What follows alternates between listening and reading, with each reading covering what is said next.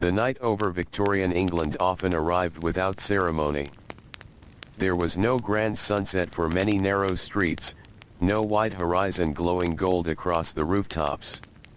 In crowded neighborhoods, the evening simply gathered itself between brick walls and chimney smoke. Light faded quietly. Damp air moved down alleys. Windows, small and clouded with soot, began to shine with weak candle flames or the softer orange of coal fires. Somewhere in those close streets, a child was already asleep on a thin mattress shared with brothers or sisters. Somewhere else, another child was still awake, waiting for a parent to return from work. Boots on stone. Wheels over cobbles. The far rattle of carts. The cough of tired horses. The day did not end all at once. It loosened slowly.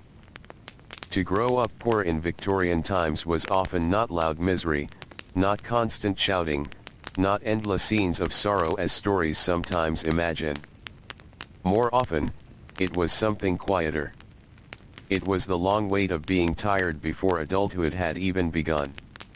It was waking early for years. It was carrying things too heavy, standing too long, eating too little, mending what could not truly be mended. It was learning patience because there was no other choice. Tonight, we step softly into that world. We move through the narrow lanes where washing lines hang above the street like tired flags. We pass doorways worn smooth by many hands. We hear distant church bells through fog.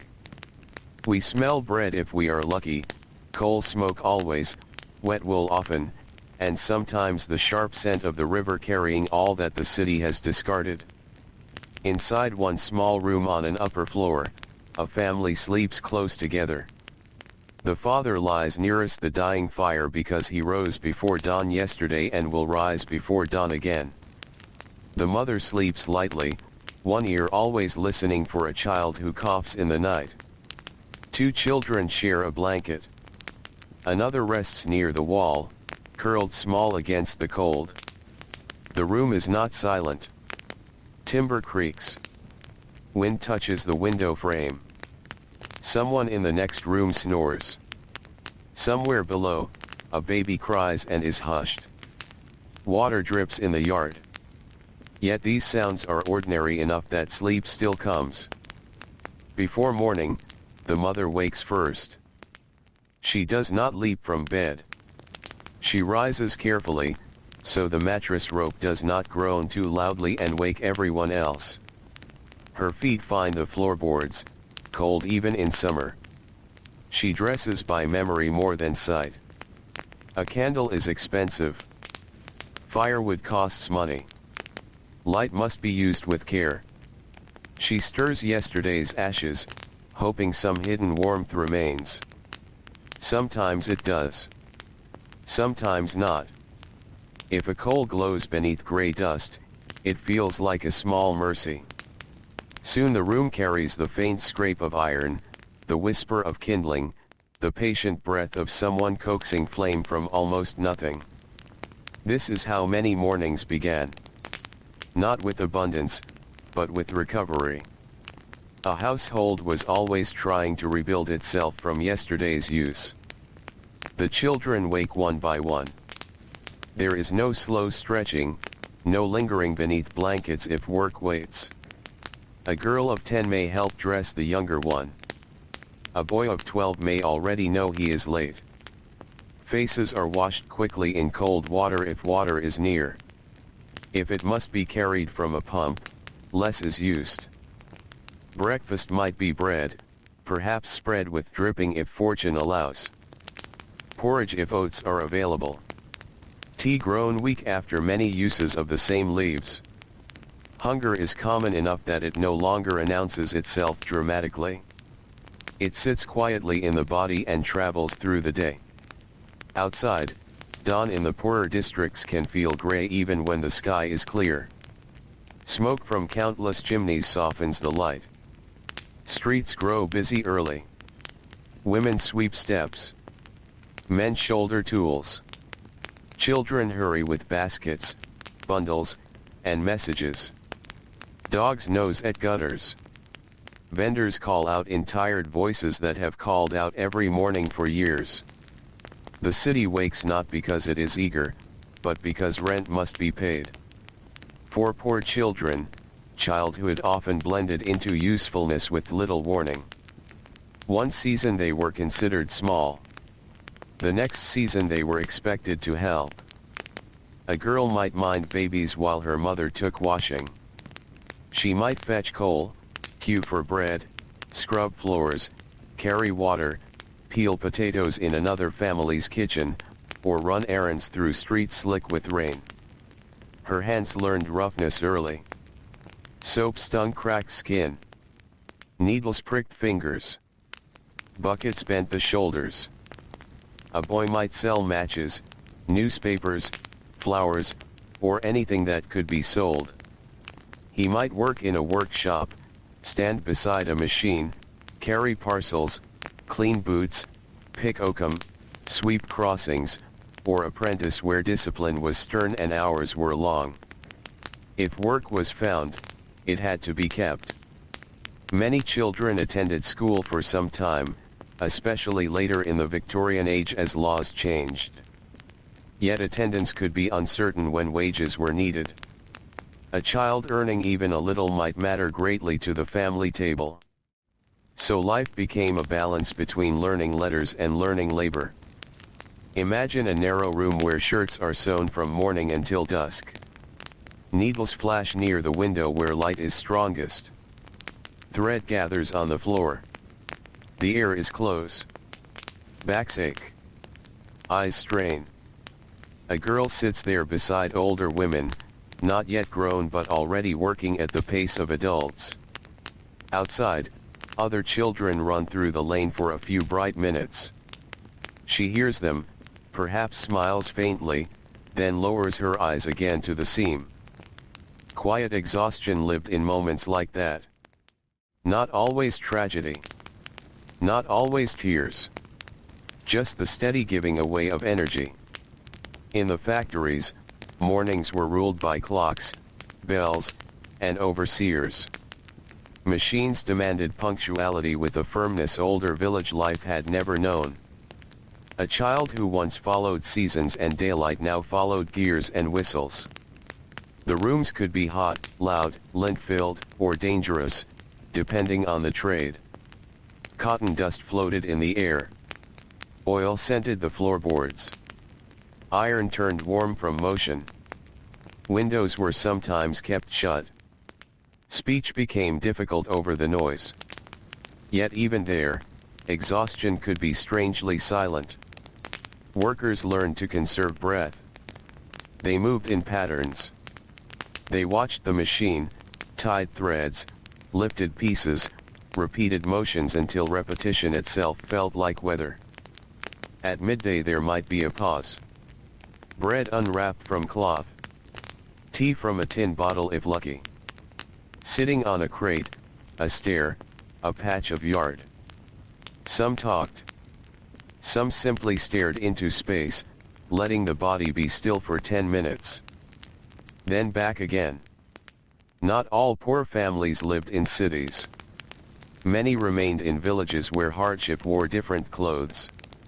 There, children knew mud lanes, hedges, fields silvered with frost, and long walks in boots passed down through several feet. They scared birds from crops, gathered stones from plowed land, minded geese, fetched cows, weeded rows, gleaned grain after harvest, and helped bring in whatever the weather allowed. Rural poverty could seem peaceful from afar. There were trees, open sky, birdsong. Yet beauty did not lighten the sack of potatoes carried home or warm a cottage with little fuel. Winter could be slow and biting. Summer could be endless labor beneath a bright sun. In cottages, ceilings were low, smoke sometimes stubborn, walls damp after rain.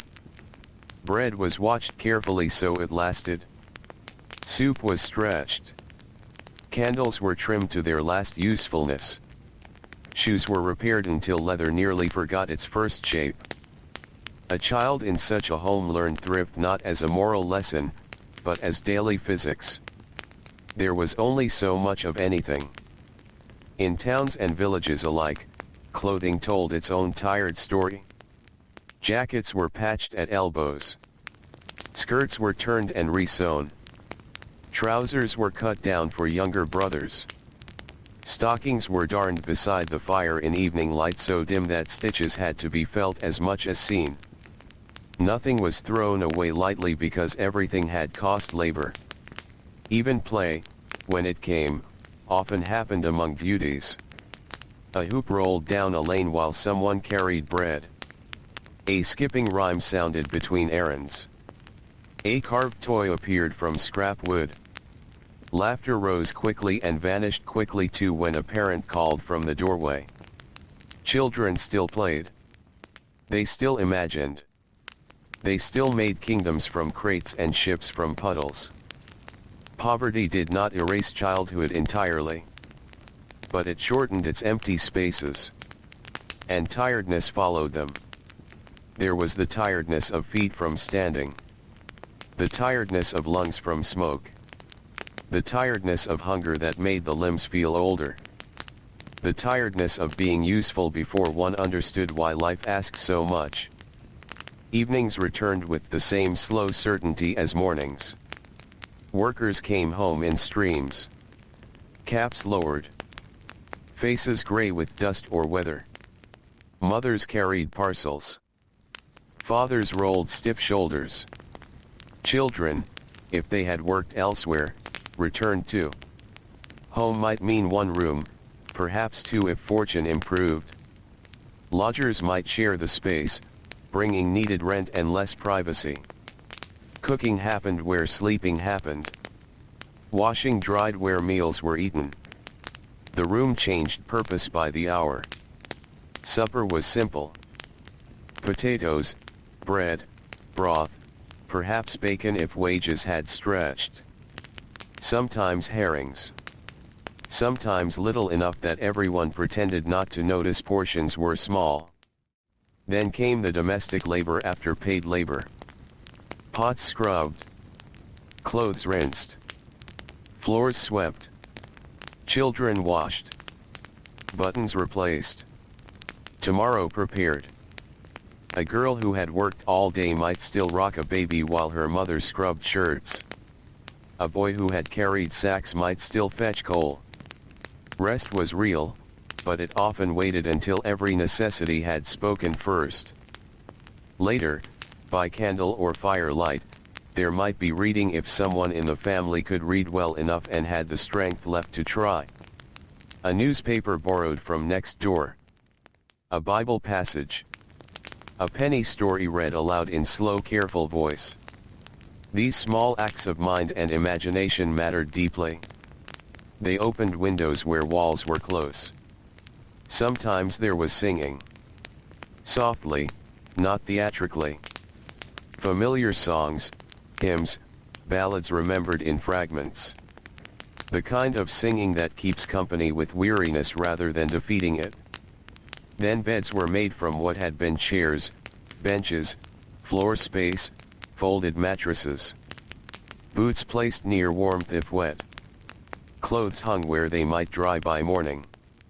Candles pinched out quickly. Darkness returned. For children, night could bring its own burdens.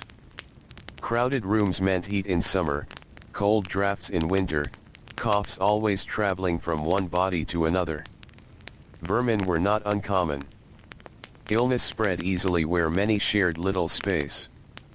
Yet sleep, when it came, was often heavy. Imagine a boy of 11 asleep almost at once, though his hands are still sore from the day. Imagine a girl dreaming while one arm remains curved as if still holding a baby sibling.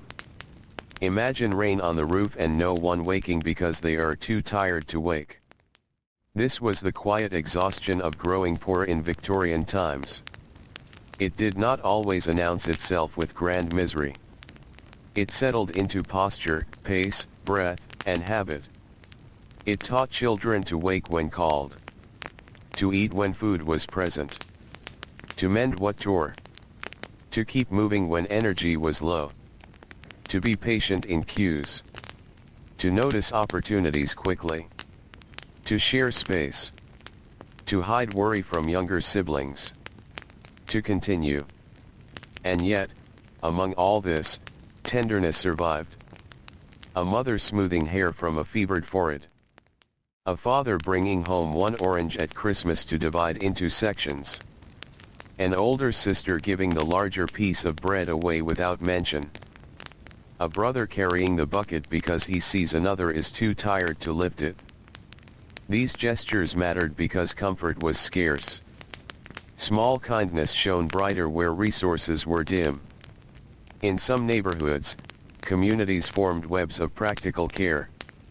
Neighbors borrowed coal, watched children, lent pots, exchanged scraps of cloth, shared news of work, sat beside the sick, and stood witness at births and funerals. Privacy was thin, but so was isolation. People knew each other's footsteps on the stairs. They knew who coughed through the wall. They knew when a wage packet had failed to arrive. They knew when silence from next door meant grief. For children, this meant growing up not only in hardship but in closeness.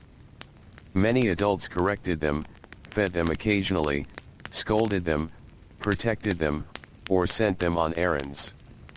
The street itself could become a kind of rough family. Still, tomorrow always waited. And tomorrow usually began early. Before the sky had fully decided to become morning, movement began again. It started in tiny sounds. A coal scuttle touched the hearth. Someone coughed behind a wall. A stair complained beneath careful feet. In the lane below, a cart rolled past with the patient rhythm of iron on stone. Horses breathed pale clouds into the cold air. Somewhere farther off, bells marked an hour few children today would ever know. Inside the room, sleep loosened slowly. The youngest child turned beneath a blanket shared by two others. The mother, already awake, tied back her hair in darkness. The father sat on the edge of the bed for a moment before standing, elbows on knees, gathering strength in silence. Many working people knew this pause. It was not laziness. It was the body asking for one more minute before returning to duty. Then the day claimed them. The fire had gone low in the night. Ashes hid what little warmth remained. A hand reached in with iron tongs, searching for a red ember. If one was found, it was nursed with scraps of paper, splinters of wood, a little coal if there was enough. If none remained, the room waited in the chill until flame could be built again. Children often woke into cold first. They dressed quickly because standing still made it worse. Stockings stiff from yesterday's dampness were pulled on. Boots, if owned, were laced. Sometimes there were no boots, only worn shoes, cracked at the seams. Sometimes there were clogs. Sometimes feet met the floor bare until later. A wash basin might hold water with a skin of ice in winter. Faces were splashed, gasps swallowed, hair smoothed by hurried hands. There was pride even in poverty. A child might arrive hungry and patched, but a mother still tried to send them out neat. Breakfast, when present, was simple and direct. Bread sliced thin. Porridge stirred patiently. Tea poured weak and hot. A heel of yesterday's loaf softened near the fire. If jam appeared, it was spread so lightly the bread beneath could still be seen. Many children learned early to eat without complaint. Not because they never wanted more, but because wanting more changed nothing. The father left first in many homes. He stepped into streets that smelled of soot, horse dung, damp brick, and smoke from hundreds of waking fires. Tools over shoulder, lunch wrapped in cloth, cap low against drizzle or wind. His pace was steady. Factories, yards, docks, and building sites did not wait. Then older children left too. Some went to school with slates under their arms. Some went to workshops. Some to markets. Some to houses grander than their own, where they would scrub steps or carry coal through polished hallways. Some simply went out to seek any coin the day might offer. A boy selling newspapers learned to shout before his voice had deepened. He ran beside omnibuses, dodged wheels, waved folded sheets at strangers who barely saw him. Rain made the papers heavy. Wind tore corners loose. Unsold copies meant wasted effort. A girl sent into service at 12 might walk across town before dawn. She entered by the back door. She blacked grates, beat rugs, peeled vegetables, polished brass, carried trays, answered bells, and moved quietly through rooms where other people lived with carpets thick enough to silence footsteps. She might see toys in the nursery finer than anything she had touched. She might dust books she had no time to read. She might smell meats roasting that would never reach her plate. Yet she still hurried home in the evening to help with chores in her own family's room. This layering of labor was common. Work outside, then work inside. Duty followed duty. In poorer districts, streets filled with the industry of survival. Women bent over tubs of washing, arms reddened by hot water and soap. Seamstresses carried bundles tied in cloth. Costermongers pushed barrows of vegetables, fish, or second-hand goods. Knife grinders turned wheels. Tin repaired tin. Rag collected rag. Everything had another use if someone could find it. Children moved through this world like small currents through a crowded harbor. Quick, observant, often underestimated. They knew shortcuts, kind shopkeepers, strict constables, dangerous corners, loose cobbles, warm bakery vents in winter, and where carts sometimes dropped spilled coal. To be poor often meant becoming practical very young. A child could tell by the smell whether milk had turned. Could judge from the clouds if washing should be brought in. Could hear from a parent's footsteps whether wages had been good or poor. Could stretch one candle through an evening. Could soothe a baby while stirring porridge. Could stand in line without fidgeting because standing in line was part of life. Schools, when attended, were not always gentle places. Rooms could be crowded. Benches hard. Air stale from many bodies and coal heat. Lessons often relied on repetition, memory, discipline. Yet for some children, school still offered warmth, order, and perhaps a path not yet visible. Ink stains marked fingers. Chalk dust floated in slanting light. Recitations rose and fell together like a slow tide. Outside, carts passed and street cries drifted in through cracked windows. A child who had worked since dawn might fight sleep over a copybook. Another might treasure those hours as the only time not spent earning. Both experiences could exist in the same room. For those in factories, the day lengthened differently. Time there was measured less by sunlight than by shifts, stoppages, and the relentless continuity of motion. In a textile mill, belts spun overhead. Frames rattled. Fibers drifted in air brightened by tall windows. The sound was so constant that silence later could feel strange. Children moved among machines tying broken threads, sweeping beneath, replacing bobbins, carrying loads larger than seemed reasonable for narrow shoulders. Hands had to be quick. Attention had to stay sharp even when fatigue blurred the edges of everything.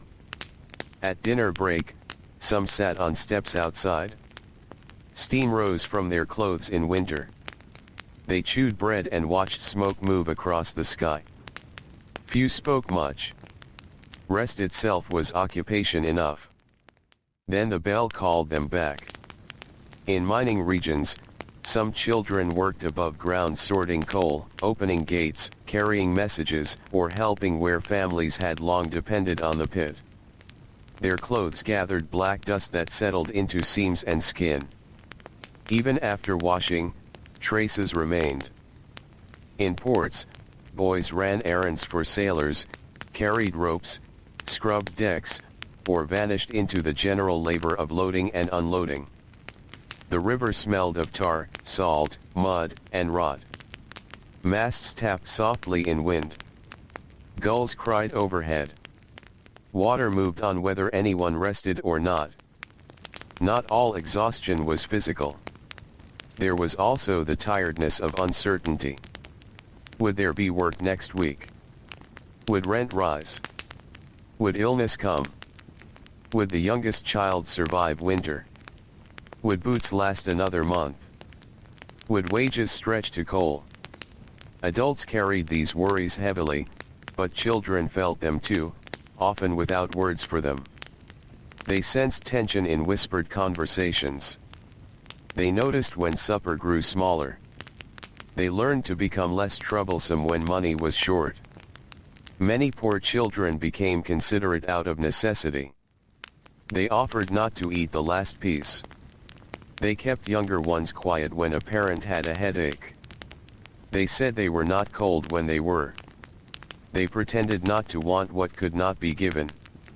These small acts are easy for history to overlook. Records preserve laws, speeches, prices, census lists. They rarely preserve the moment a child quietly declined more soup so a sibling could have it. Yet such moments were everywhere. Afternoons often felt longest. Energy thinned. Light outside shifted. Feet hurt more because they had been hurting for hours already. Tempers shortened. Mistakes increased. Children still had tasks to finish. A girl carrying laundry up several flights of stairs paused halfway, basket against hip, breathing carefully. A boy delivering parcels leaned a second too long against a wall before pushing on. A young apprentice rubbed sore wrists when the master turned away. No one called these scenes historic. But they were the texture of life. When work ended, release was partial. Streets filled again with return journeys. Faces pale with flour, dark with soot, reddened by wind, or simply blank with tiredness. Some stopped at shops for bread or dripping. Some hurried straight home before light failed. Children, despite fatigue, could brighten briefly outdoors. They chased one another for 10 laughing steps. They kicked a cork. They sang scraps of street songs. Energy sometimes returned in flashes, surprising even them. Then hunger reminded them to keep moving. At home, the room was warmer if fuel had been found. Supper simmered if food had been bought. Potatoes steamed in skins. Cabbage softened in a pot. Bread was sliced with care. A bit of onion could scent the whole room and make plain food feel generous. Meals were not only nourishment. They were reunion. Who found work? Who heard news? Who was ill nearby? Whose landlord had come? Which cousin might visit? Whether rain ruined washing? Whether the baker sold stale loaves cheap at day's end? Children listened while pretending not to. In this way they learned the map of adult life. After eating came evening duties. Plates washed in cooling water. Ash carried out. Clothes brushed. Younger children undressed and coaxed toward sleep. Needles appeared again for mending. Boots were stuffed with paper if soaked. A kettle, if there was tea left, returned to the hob. The room glowed softly. Shadows climbed walls. Outside, footsteps passed and faded. This hour, though still busy, could feel gentler than the day. Someone might tell a story remembered from their own childhood. A grandfather if present might speak of village harvests, old fairs, hard winters, strange employers, roads once unpaved. Children leaned close, half hearing, half drifting. Sometimes a neighbor knocked and entered without ceremony. A borrowed cup returned. A bit of yeast requested. News exchanged in low voices. Shared hardship often softened the boundary between households. Sometimes there was no visitor, only quiet companionship. A mother sewing. A father dozing upright. Children tracing letters in leftover ash on the hearthstone. Rain tapping the pane. There was dignity in these small evenings, though comfort was modest. Later, beds emerged from corners. Straw mattresses shaken. Blankets spread. The same room that had been kitchen, workshop, nursery, dining room, and sitting room became sleeping quarters once more. Crowding meant negotiations of elbows and feet. Older siblings near the wall. Smallest in the middle for warmth. Lodger by the door. Father nearest where he must rise first. Candles went out quickly. Darkness saved money. Then voices changed. Day voices ended. Night voices began. Whispers. A cough. Someone asking if it would snow. Someone saying hush now. The settling creak of boards. The far roll of a carriage. Wind along the chimney. Children often fell asleep mid-thought. Tomorrow's task unfinished in the mind. A lesson half remembered. A hope too small to speak aloud. Some dreamed of food. Some dreamed of fields. Some dreamed of owning boots that fit. Some simply slept so deeply no dream remained by morning. And morning, patient as ever, was already on its way. Long before sunrise touched the higher rooftops, the city was already breathing. In the dark, it seemed to inhale through chimneys and exhale through narrow streets. Smoke rose in thin gray threads. Damp mist gathered where alleys held the night. Water from yesterday's rain shone faintly in the ruts between cobblestones. Somewhere unseen, a horse stamped and shook its harness bells with a tired little sound. Inside crowded rooms, people still slept in layers of shadow. A child's hand rested across a sibling's shoulder. A mother, even in sleep, turned when the youngest stirred. A father's boots waited by the hearth, cracked leather drying as best it could. Near the wall stood a chair with clothes folded upon it, ready to become morning again. Then the first movement came. Someone rose in the room below. A latch lifted in the yard. A bucket touched stone. The building itself, full of families stacked one above another, began its daily waking from the bottom upward. For poor households, dawn was less a moment than a process. The fire must be coaxed alive. Water must be fetched. Children must be roused. Food must be portioned. Work must be reached before lateness turned into lost wages. Even on days of rain. Even in frost. Even when someone was ill. Even when the body asked for rest more strongly than ever. The mother in one room bends to the grate, blowing softly into ash until a hidden ember answers red. She feeds it splinters, then coal too precious to waste. The room smells first of soot, then faint warmth.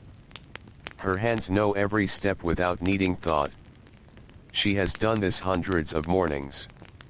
Nearby, a girl of 11 buttons her dress while still half asleep.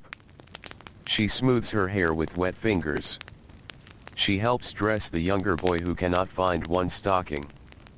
She says nothing when she notices the bread loaf is smaller than yesterday. A boy of 13 rubs his eyes and reaches for boots stiff with yesterday's mud. He will carry goods at the market today if chosen, and if not chosen he will seek something else. Already, before the sun rises, everyone is measuring effort. The street outside fills gradually. Doors open. Voices murmur. Footsteps multiply. Wheels begin their day's grinding conversation with stone. Milk carts move through the lanes. Bakers, already hours into labor, send warm smells into the cold morning. Coalmen shout. Dogs bark once and settle. Laundry women begin before many clerks have turned in bed. Children step into all this as naturally as weather. They know where puddles hide depth. They know which shop awning gives shelter in sudden rain. They know which crossing keeper is kind, which constable stern, which stable boy might spare a laugh, which alley should be avoided after dark. The city teaches through repetition. Those in service walk farther than many imagine. A young maid may leave a poor district while stars are still faintly visible and cross into cleaner streets where windows are larger and curtains thicker. There she enters another household's day before her own has truly begun. She empties ashes from grates still warm from the comfort of others. She polishes boots she will never wear. She beats carpets that soften steps she will never take freely. She carries hot water upstairs while her own family waits in a room where water is fetched cold. Yet she may also find moments of private stillness. A pause beside a kitchen range while bread rises. A square of sunlight on the scullery floor. The scent of oranges in winter. The sight of books lining a study wall. Small glimpses of another life, passing like birds over a narrow street. In workshops, children and youths learn trades under pressure. Tailor shops, print rooms, cobblers' benches, cabinet makers, metal works, and bakeries each had their own music of labor. Needles tapping tables. Hammers ringing briefly then dulling. Leather pulled taut. Sawdust settling. Loaves knocked from tins. Ink rollers turning. Commands repeated. Apprentices hurried. Masters corrected. Time mattered. Materials cost money. Mistakes could not always be afforded. A young apprentice might stand all day and return home with legs trembling from stillness more than movement. Another might spend hours bent over tiny careful tasks that left eyes burning by candlelight. There are many kinds of fatigue. Victorian poverty often knew them all. For children in school, if school was possible that day, tiredness traveled into the classroom with them. They sat on benches with scraped knees, cold hands, empty stomachs, and minds already crowded by chores done before dawn. Yet some loved learning fiercely. A map on the wall could feel like a window. A poem memorized became private treasure. A sum solved correctly gave a clean, bright satisfaction unlike the uncertain rewards of the street. Teachers varied greatly. Some were patient, some harsh, many overburdened. Rooms were crowded, discipline stern, resources thin. Still, for many poor children, literacy was not an abstract virtue. It was possibility itself. To read a sign. To understand a notice. To write a letter. To keep accounts. To move, perhaps, one rung upward. Hope often arrived quietly too. At midday, streets changed mood. Morning urgency softened into the practical bustle of trade. Steam rose from food stalls. Workers emerged in clusters where breaks allowed. Children with pennies counted them carefully before choosing the most filling thing they could buy. A hot potato wrapped in paper. A chunk of bread. A little pie. Something fried and quick. Those with nothing watched smells pass by and waited for evening. Markets were schools of another kind. Boys learned weights, bargaining, weather, and human temper there. Girls learned prices, quality, and how far a coin could stretch. Voices overlapped constantly. Fresh fish. Bruised apples cheaper. Old coats. Buttons by the handful. Rabbits. Candles. Used pans. Everything negotiable. Even in noise, there was routine. Sellers called from habit as much as energy. Buyers complained from custom as much as anger. Children slipped through gaps with astonishing skill. Many poor families depended on women's labor in forms history once undercounted.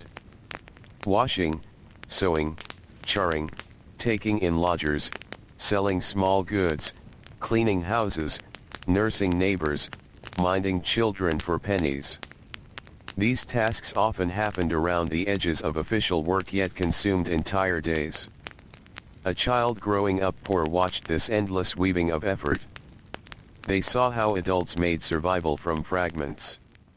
They learned resilience not from speeches but from observing hands that never seemed to stop.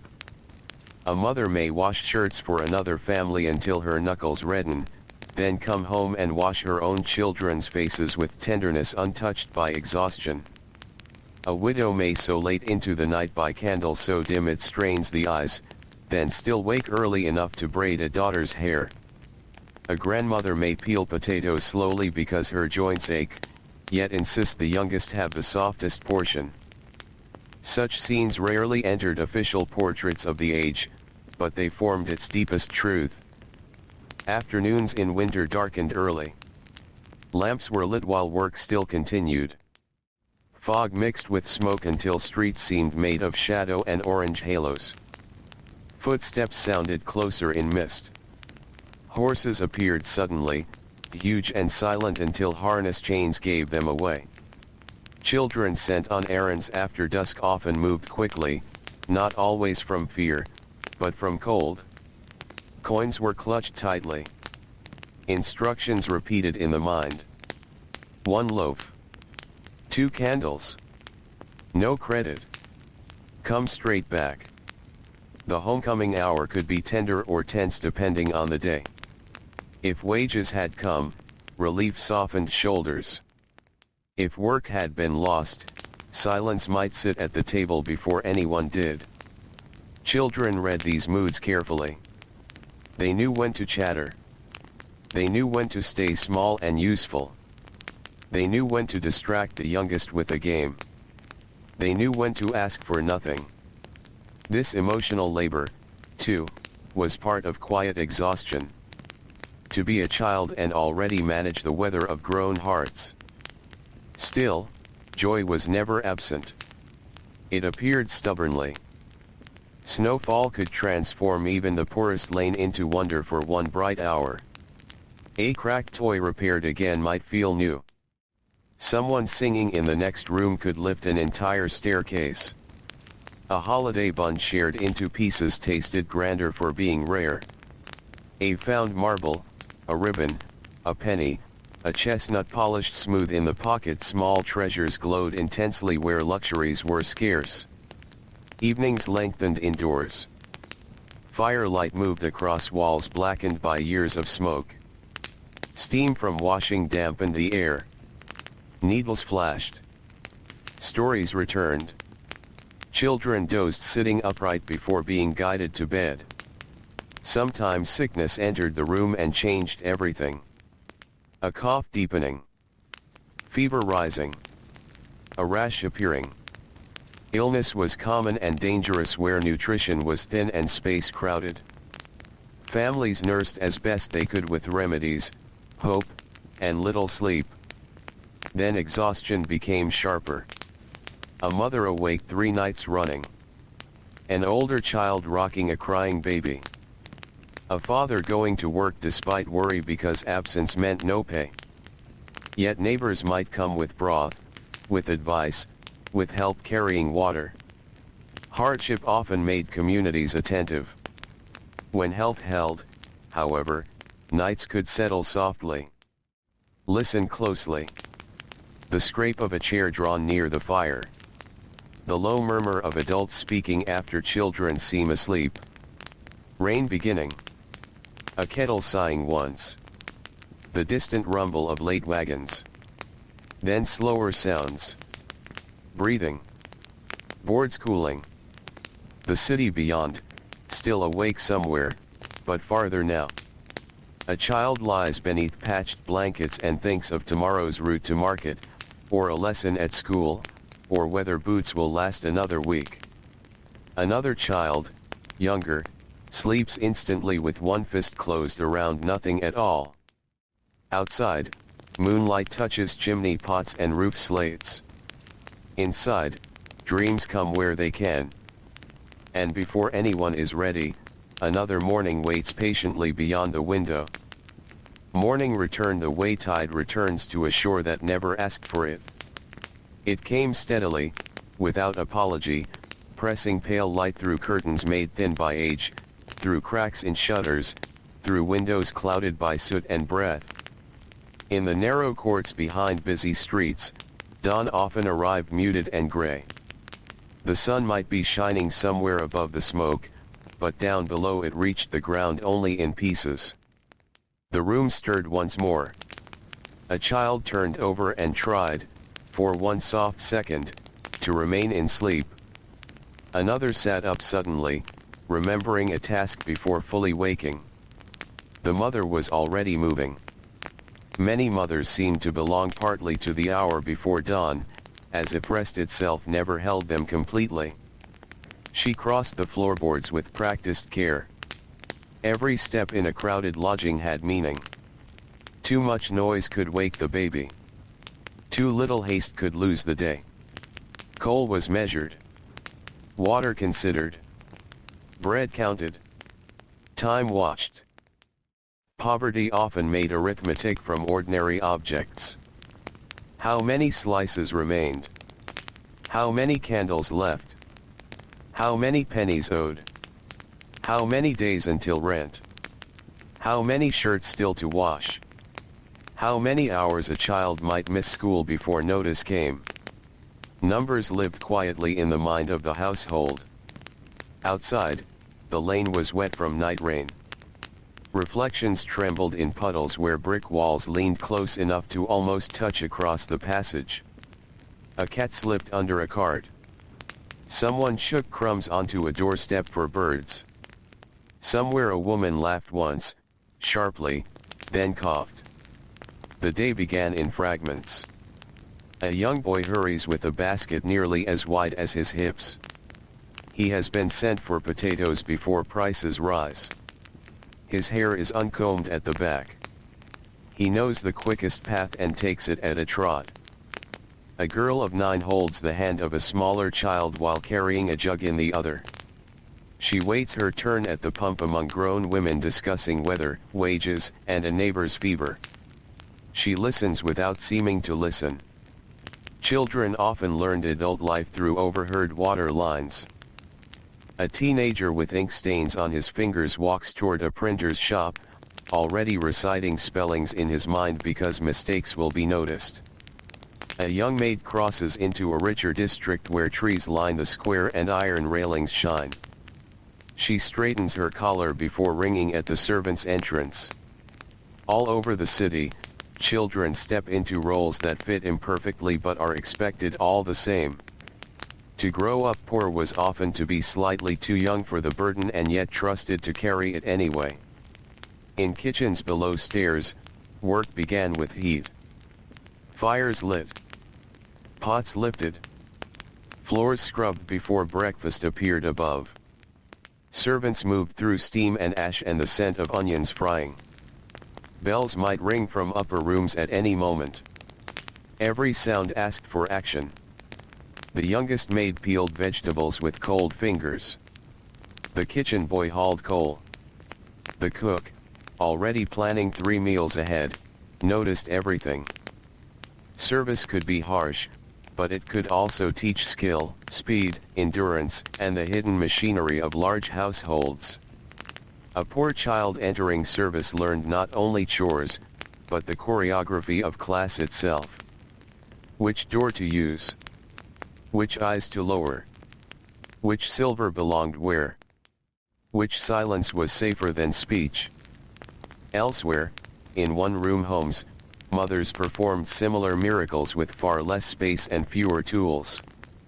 A pot of oats became breakfast for 5. Yesterday's bones became broth.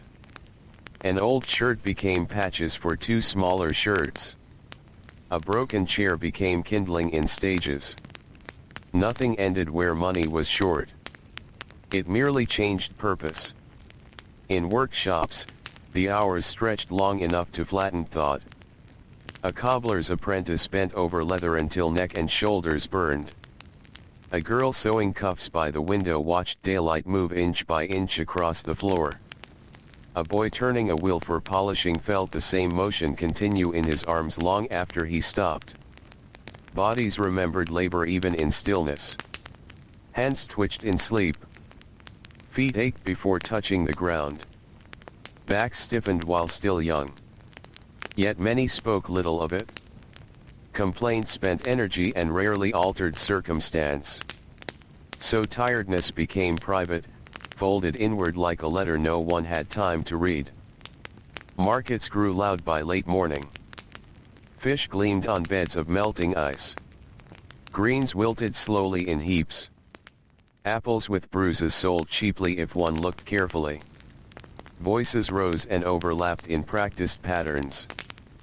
Here, poor children learned the art of stretching a coin. They knew which stall reduced prices near noon. Which baker sold yesterday's bread at dusk. Which vendor might slip an extra onion to a child who was polite. Which scraps could become soup. A penny in experienced hands traveled farther than many expected. Some children earned by carrying baskets for shoppers. Others watched younger siblings while mothers bargained. Some simply stood near food smells, imagining taste as if it were almost enough. Hunger in such times was often not famine, not dramatic emptiness, but something quieter and more constant. A meal too small, then another. Meat too rare. Bread too thinly cut. Energy borrowed from tomorrow. This kind of hunger could make tempers quick, lessons hard to follow, steps heavier by afternoon. Still, life moved. Rain began often without warning. The city changed under rain. Dust became paste. Horses sent mud in wide arcs. Hems darkened. Smoke sank lower. Umbrellas bloomed where people could afford them. Those who could not simply lowered their heads and continued. Children grew used to dampness as a condition rather than an event. Wet cuffs. Wet socks. Wet stairs. Wet bedding hung too near the fire. Wet coats smelling of wool and weather. To dry completely in winter could feel like luxury. At midday, some workers paused only long enough to eat standing. Bread in one hand, task in the other. A swallow of tea gone lukewarm. A minute seated on an upturned crate. For school children, dinner hour might mean racing home, eating quickly, then back again if attendance continued. Some did homework beside younger siblings crying, beside washing tubs, beside the scrape of knives on turnips. Learning did not arrive in silence. It arrived amid ordinary noise. Yet minds still opened there.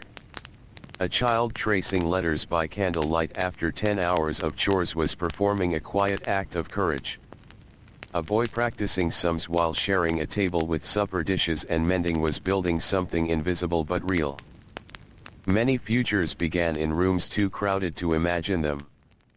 Afternoon light slanted gold through smoke when weather was clear. For a brief hour even poor streets could look gentle.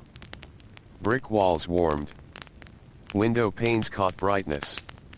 Laundry fluttered overhead like flags of surrender to the breeze. Children noticed beauty even when adults had no time to mention it. A pigeon settling on a roof ridge. Steam glowing in sunlight. The smell of fresh bread escaping a bakery door. A patch of blue sky between chimneys. The smooth feel of a warm stone wall in late sun. Wonder survived because it required so little space.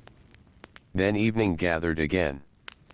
Workers returned with the pace of those whose bodies were spent but whose tasks were not finished. Supper still needed making. Water still needed carrying. Babies still needed soothing. Boots still needed cleaning.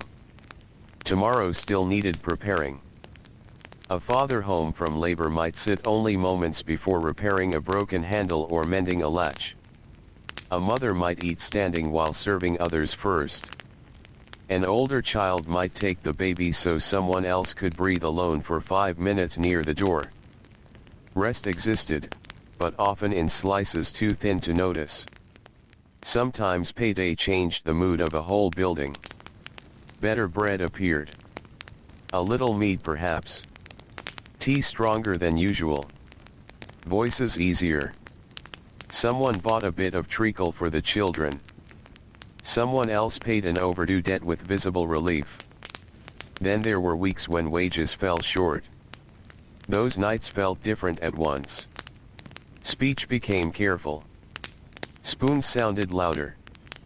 Parents looked at ledgers or scraps of paper no child was meant to see. Children saw anyway.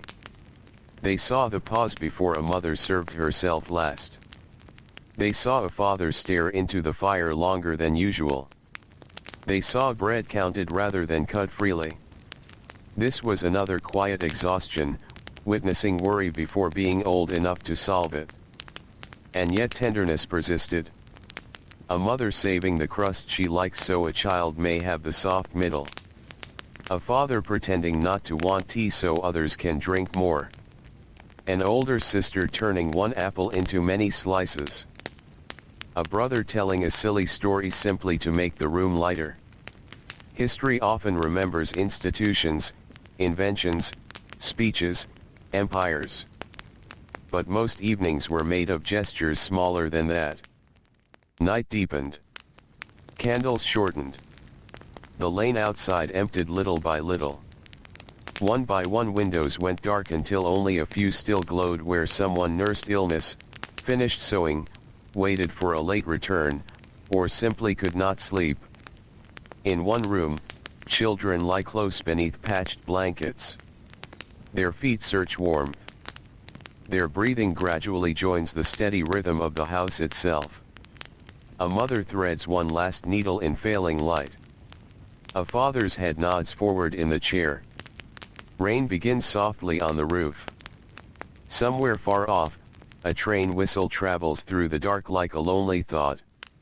Then even that sound fades.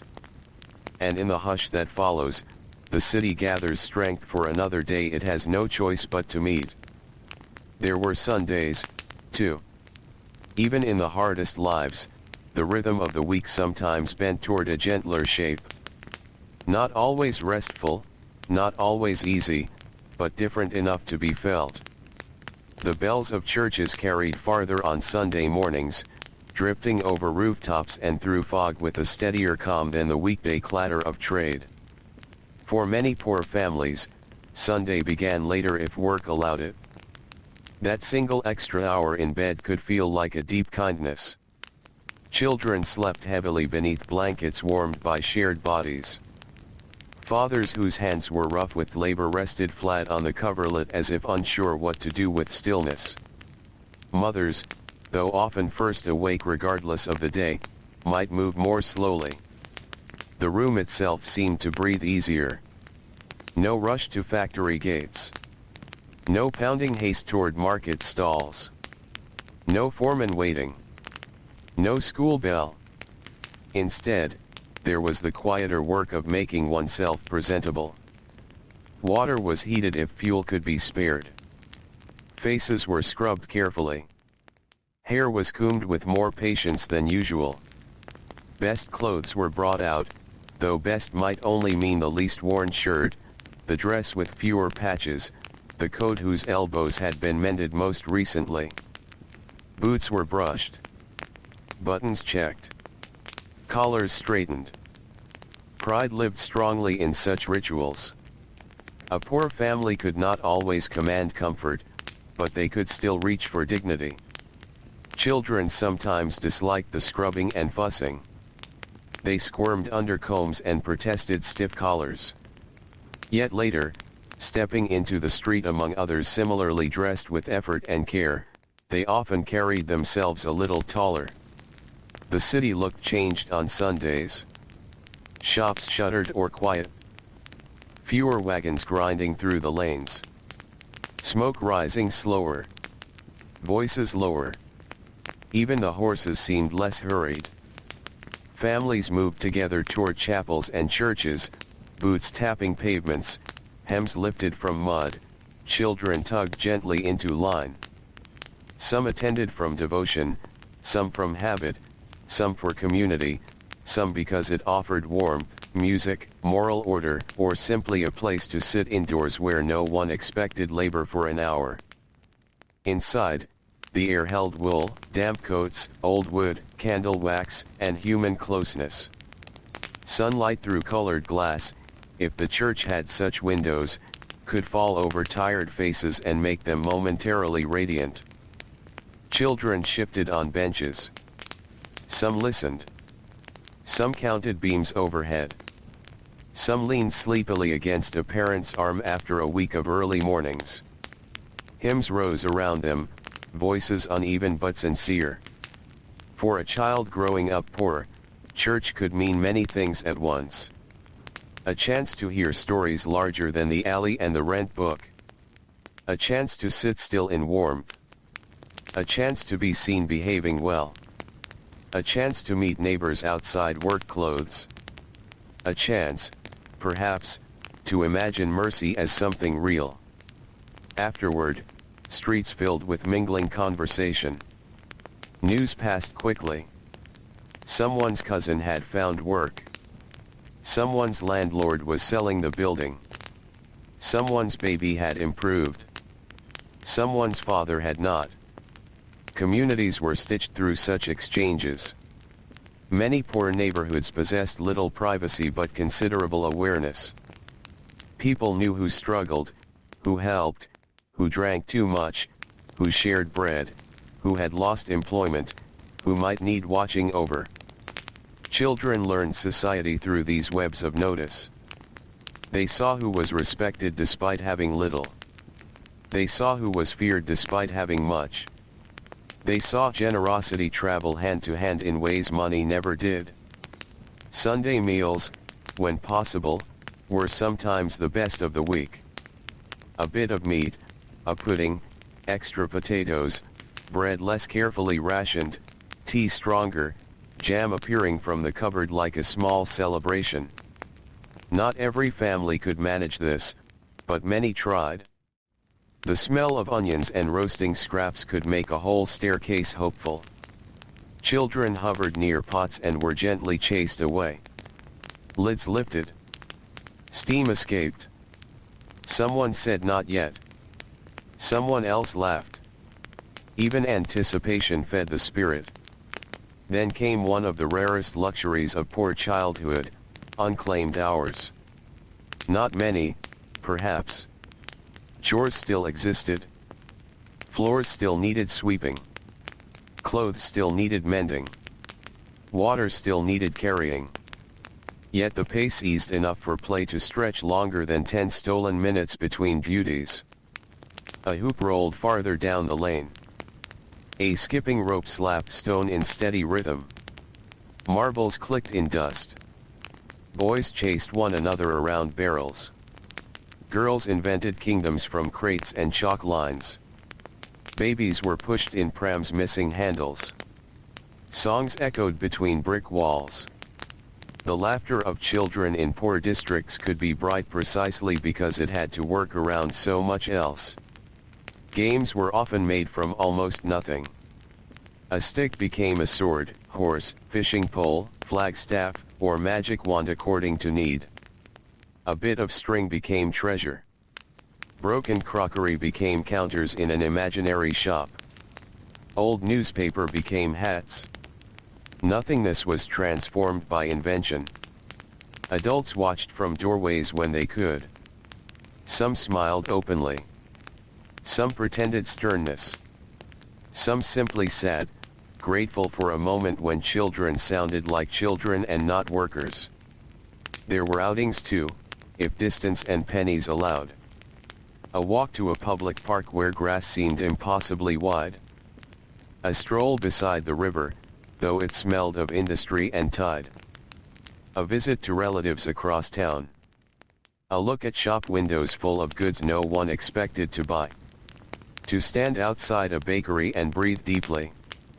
To watch boats. To feed crumbs to pigeons. To sit on a bench and feel the sun. Such simple pleasures were not trivial. They restored something worn thin by the week. For some children, Sunday meant reading. If books were scarce, they were treasured. A borrowed storybook. A Bible with pages softened by many hands. A penny paper passed through several households. An alphabet primer saved from school. A child stretched on the floor near the light might mouth words silently, moving lips over difficult lines. Another listened while an older sibling read aloud. Stories widened walls. They carried minds into forests, seas, distant countries, noble houses, ancient battles, fairy hills, and quiet farms untouched by soot. A child who scrubbed steps all week might spend an hour inside a tale where no one knew soot at all. There was power in that. Yet Sundays also held sadness sometimes. Because rest gave room for feelings weekday labor kept buried. A father noticed how little he saw his children. A mother felt how tired she truly was. Children recognized the approach of Monday. Boots needing repair could not be ignored. Bills waited unchanged. Illness, if present, did not honor the calendar. And for some trades, Sunday work still existed. Bakers, servants, transport workers, caretakers, and many others could not fully claim the day. Still, even partial pause mattered. Late afternoon on Sunday carried a particular softness. Streets quieted again. Smoke rose blue in cooling air. The last of daylight touched chimneys and faded. Inside homes, tea was poured if there was tea. Bread cut. Perhaps leftovers shared. Children who had played hard now drooped with that honest weariness known only after freedom. Faces flushed. Hair untidy. Stockings muddy. Voices slower. A mother cleaned them with mock sternness. A father inspected a scuffed boot and sighed theatrically. Smiles moved through the room. Then evening chores returned gently. School things found. Work clothes laid out. Needles taken up again. Buttons reinforced. Bread checked. Clocks watched. Monday approached like weather seen from a distance. For children, that approach could stir many emotions. Some dreaded work. Some enjoyed school. Some feared an employer's temper. Some looked forward to seeing friends on the route to market. Childhood rarely divides neatly into joy or sorrow. It contains both, even in hard times. As darkness deepened, the household gathered inward. A candle lit the table. Someone yawned. Someone hummed. Someone coughed. A younger child fell asleep before supper ended and was lifted, limp with trust, into bed. Outside, the city held an unusual hush. Fewer wheels, fewer calls, fewer boots on stone. Through that calm, bells might sound once more, slower now, as if blessing roofs and chimneys before night. The father sat mending straps or simply resting his hands. The mother folded clothes still warm from drying. An older sister braided her hair for morning. A boy traced letters on the tabletop with one finger, practicing secretly. No one announced these moments as precious. They were too ordinary to name. Yet years later, many would remember them more vividly than speeches, factories, or grand streets. The room warm. The candle low.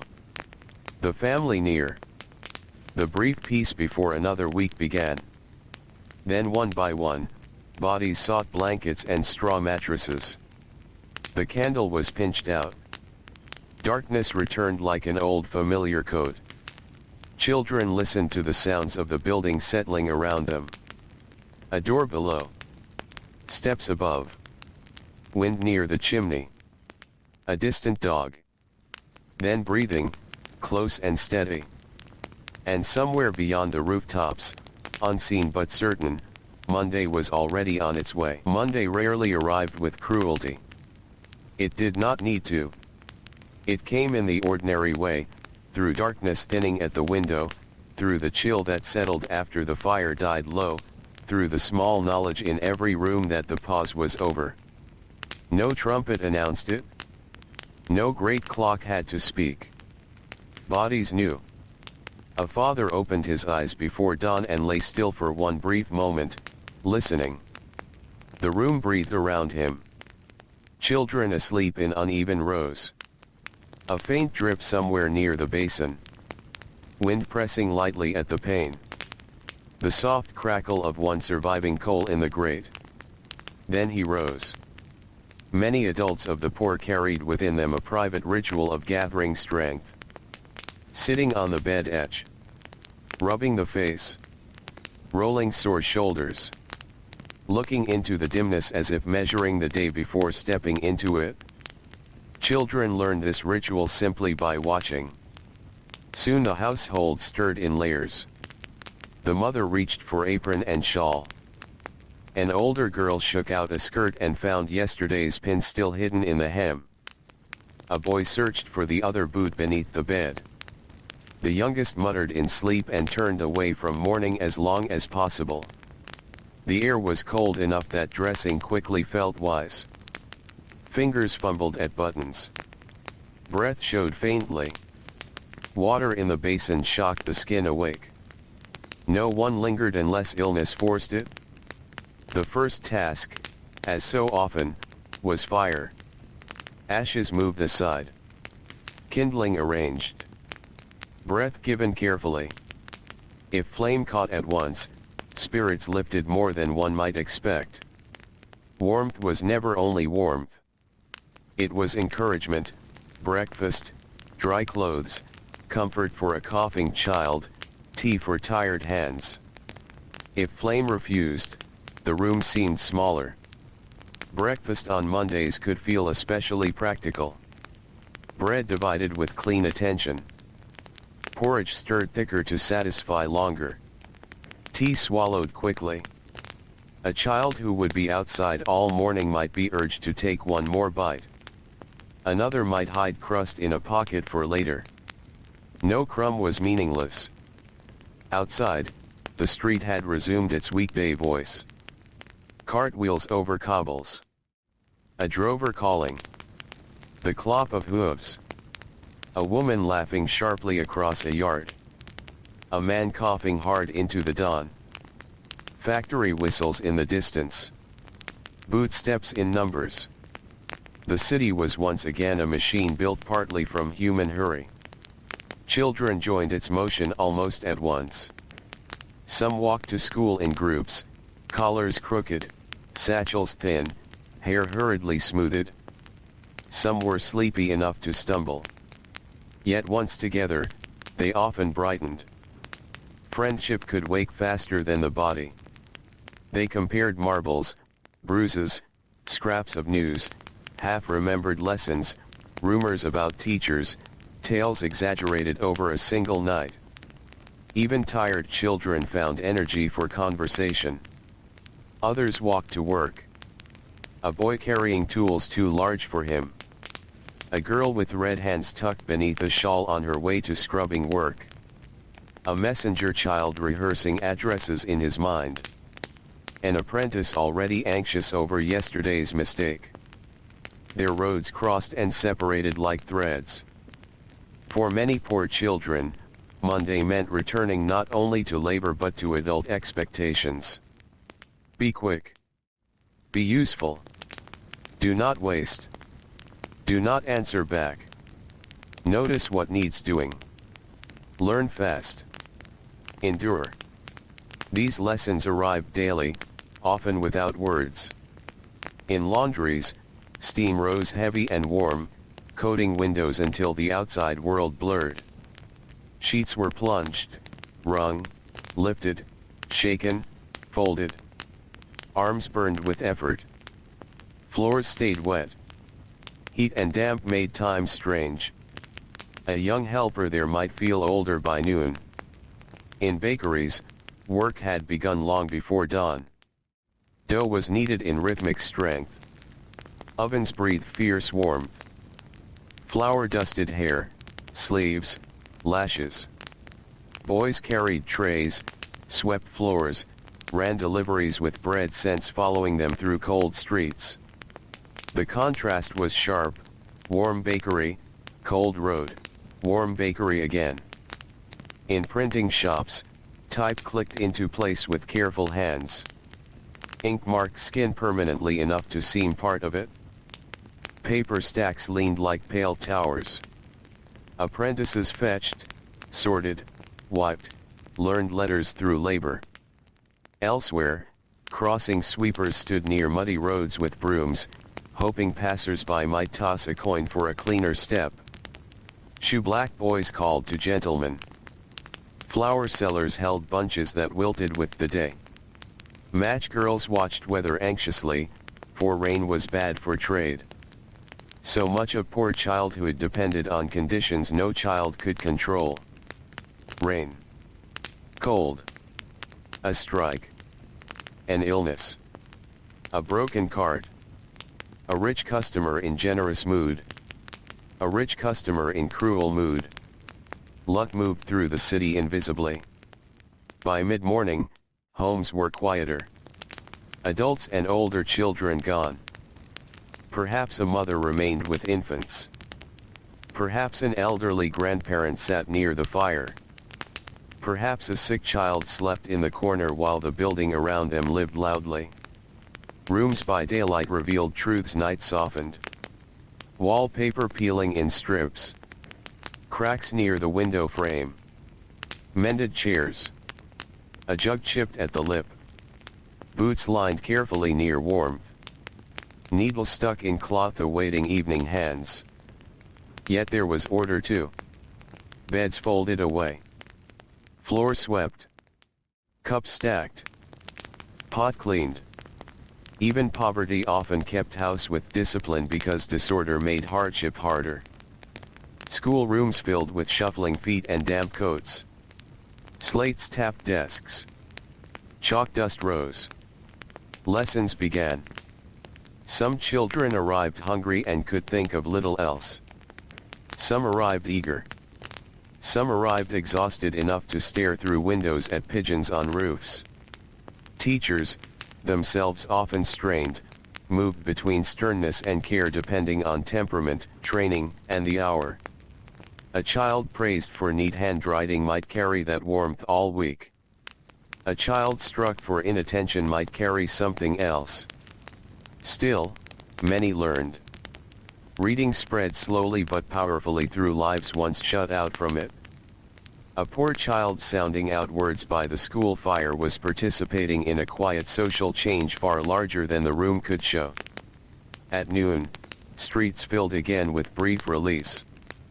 Workers stepped out blinking into daylight. School children scattered. Food appeared from pockets and bundles. Bread with cheese if lucky. Cold potatoes. A heel of loaf. Tea from a bottle wrapped in cloth. Sometimes nothing until evening. Children skilled in hunger developed habits. Eat slowly.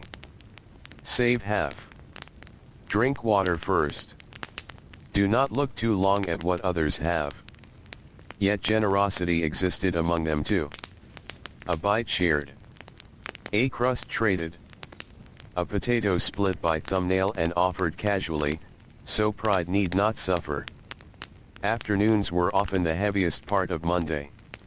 Sunday's softness felt far away. Muscles remembered effort. Minds realized the week had only begun. A girl sewing by window light blinked to clear tired eyes. A boy running messages felt each stare more sharply than in the morning. A child in class copied sums while the numbers drifted. The weather outside mattered enormously. Sunlight could lift spirits for no logical reason. Clear blue between chimneys suggested spaciousness even where none existed. Rain made everyone seem older. Fog was stranger still. When it came thick, the city narrowed to a few yards. Lamps glowed in halos. Voices arrived before faces. Horses loomed suddenly from grayness. Streets smelled of smoke and damp wool. Children sent on errands moved carefully, counting doors by touch and memory. Many remembered such weather all their lives. Toward evening, the homeward streams formed again. Monday had taken its share of strength. Workers returned carrying less energy than they had brought to morning. Yet they also brought wages in part, news, scraps, and sometimes humor rescued from the day. At home, routine resumed with practiced speed. Fire revived. Pot set on. Wet clothes hung. Children washed. Stories exchanged. A mother listening while slicing onions. A father removing boots with a slow sigh. An older child bouncing the baby with one foot while peeling potatoes. No one called this efficiency. It was simply life. Supper might be stew stretched thin, bread dipped in gravy, cabbage, onions, perhaps bits of meat if fortune allowed. Hunger made plain food welcome. Steam rising from bowls could quiet a room faster than any command. After eating came repairs. Monday often revealed what the weekend had not solved. A soul nearly detached. A sleeve torn. School cuff inked beyond hiding. Handle loose on the bucket. Threadbare blanket needing another patch. Hands already tired returned to work because waiting usually worsened things. Children sat nearby doing lessons if assigned. Lips moved silently over spelling. Fingers counted sums on knuckles. Some nodded with sleep before finishing. A mother might wake them gently. Do it now, love. Tomorrow there won't be time. This sentence, in many forms, belonged to poor households across the age. Tomorrow there won't be time. Night came fully. The lane outside emptied. One neighbor argued, then quieted. A baby cried, then slept. Wind passed down the chimney with a low note. The family settled into beds and makeshift places once more. A child lay awake a little longer than usual, thinking of the week ahead. Another slept instantly, trustingly, despite sore feet and unfinished thoughts. In the darkness, breathing joined together. Monday had returned, done what Mondays do, and passed. Beyond the roofline, unseen stars kept their distance above the smoke. And already, silently, Tuesday was drawing near. Tuesday often felt more real than Monday. Monday still carried a trace of Sunday in the mind, however faint. The memory of slower hours, of bells, of laughter in the lane, of a meal a little better than usual. But by Tuesday, that softness had thinned. The week settled fully onto shoulders. Bodies knew there were several long mornings yet to come. Dawn arrived quietly again. The window held a pale wash of gray. Somewhere in the street below, a cart rattled over loose stones and faded away. Rain tapped once against the glass, then again, then steadied into a patient drizzle. In the grate, the fire had sunk low in the night. A mother woke before anyone called her name. Many did. She sat up, listening first for signs of trouble. A child coughing. The baby stirring. Water dripping through a leak. Steps on the landing. Silence often meant all was well, and silence itself could be a comfort. Then she began. Skirt on. Shawl tied. Hands to ash. Coal measured. The room slowly changed from sleeping place to working place, as it did every morning. Children rose more slowly on Tuesdays. Limbs were heavier. The body had remembered yesterday's labor during the night and returned it with interest. A boy pulled on stockings and winced at a blister. A girl stretched sore fingers before fastening buttons. The youngest wanted 5 more minutes and was granted perhaps 1. Breakfast was eaten with less chatter than on Monday. The novelty of beginning had gone. Now there was only continuation. Bread torn and chewed. Porridge spooned steadily. Tea swallowed for warmth more than taste. A crust tucked into a pocket. Outside, rain made the city reflective. Cobbles shone black. Gutters hurried along with thin brown water. Wheels hissed instead of clattering. Horses wore the weather with patient resignation. Umbrellas appeared where they could. Shawls tightened where they could not. Children stepped into rain because they had to. Some lifted hems. Some ran. Some simply accepted dampness as part of the day. A school child arriving wet might sit steaming gently near the stove if lucky enough to be near it. A messenger boy would dry only while indoors between errands. A girl in service might work all morning in clothes that never fully lost the rain. This was common enough not to be remarked upon. Quiet hardship often disappears because everyone around it considers it ordinary. In a sewing room above a shop, several girls took their places near the windows. Needles, thread, cloth, scissors, silence. Rain blurred the glass and made the room dimmer than usual. Candles cost money, so eyes strained until daylight improved. Hands moved automatically. Hem. Turn. Stitch. Trim. Repeat. One girl hummed under her breath until told not to. After that, only needles spoke. At a bakery, warmth met labor before sunrise. Dough had risen in bowls like pale sleeping hills. Men and boys shaped loaves with flour-coated hands. Ovens glowed. Bread scents drifted into the wet street, rich enough to make passers-by glance toward the door. For children who were hungry, bakery smells could feel almost cruel. Yet for those working there, the smell became background to effort. Eat, lifting, sweeping, delivering, returning, carrying again. Even pleasure can become ordinary when wrapped in fatigue. In wealthier houses, servants moved through polished rooms where rain sounded softer against better roofs. Fires burned in multiple grates. Carpets muted footsteps. Bells summoned labor from room to room. A young maid carrying hot water upstairs might glance briefly at wallpaper unmarred by damp, at curtains thick enough to keep drafts away, at a child's nursery stocked with toys. Then she lowered her eyes and continued. Comparison was dangerous if indulged too long. Better to focus on the tray, the stair, the next task. For children in the streets, Tuesday rain created opportunities too. Muddy boots needed blacking. Crossings needed sweeping. Lost parcels might need finding. Market sellers needed runners. A clever child could earn a coin from weather if quick enough. Poverty trained observation. Who looks hurried? Who looks generous? Who dropped something? Which stall needs help unloading? Which gentleman hates mud on cuffs? Which lady buys flowers even in rain?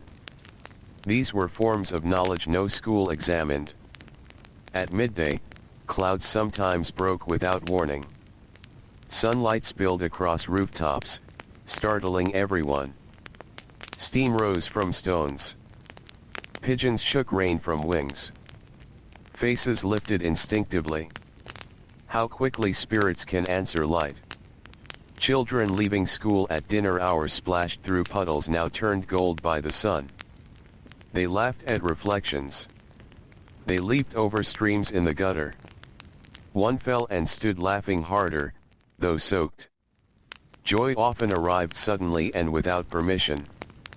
Then, just as quickly, the bell called them back. Inside classrooms, damp coats hung in rows. The smell of wet wool filled the air. Chalk squeaked. A teacher recited dates or grammar while rainwater dripped slowly from a hat forgotten beneath a bench. Some children listened hard because learning mattered. Some listened because disobedience hurt. Some drifted into thoughts of bread, games, warmth, or sleep. The mind goes where it can when tired. Across the city, mothers and younger children continued their own Tuesday labors. Laundry rubbed on boards until knuckles reddened. Floors scrubbed. Soup stretched. Babies soothed. Coal carried upstairs. Rent worried over. A mother might count coins 3 times, not because numbers changed, but because hope sometimes asks to be checked. If pennies fell short, plans rearranged themselves at once. Less mead. No candle purchase. Delay the cobbler. Ask sister for help. Pawn the shawl. Try again next week. So much of poverty was adjustment.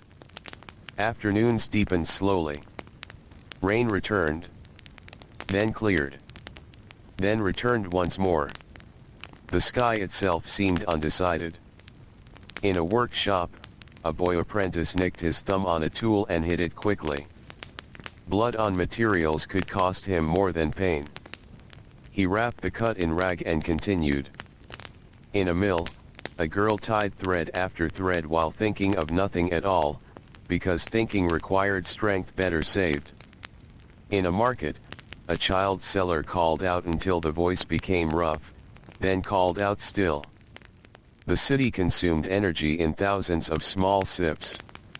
Toward evening, people came home smelling of rain, smoke, flour, soap, leather, machine oil, river wind, horse, and long effort.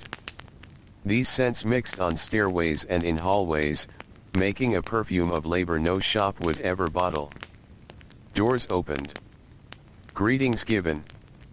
News shared. A cough noticed. A parcel revealed. A wage discussed. A missing button lamented. The room filled with life again. Supper on a wet Tuesday felt especially welcome. Steam on windows. Bowls warming hands. Bread softening in broth. Wet boots near the grate. A child holding a mug longer than necessary just for the heat. Adults often ate quickly, then resumed tasks. Children, if wise, did homework before sleepiness won. A girl copied letters while rocking the cradle with one foot. A boy practiced sums aloud until corrected by an older sibling who knew only a little more than he did. A mother darned socks beside them, listening with half an ear. Education in poor homes often happened collectively, imperfectly, lovingly. Later, there might be stories. Not always spoken as formal tales. Sometimes memories served the purpose. How father once saw the sea. How mother got lost as a child and found the way by church bells. How grandmother worked harvest fields where frost silvered every gate.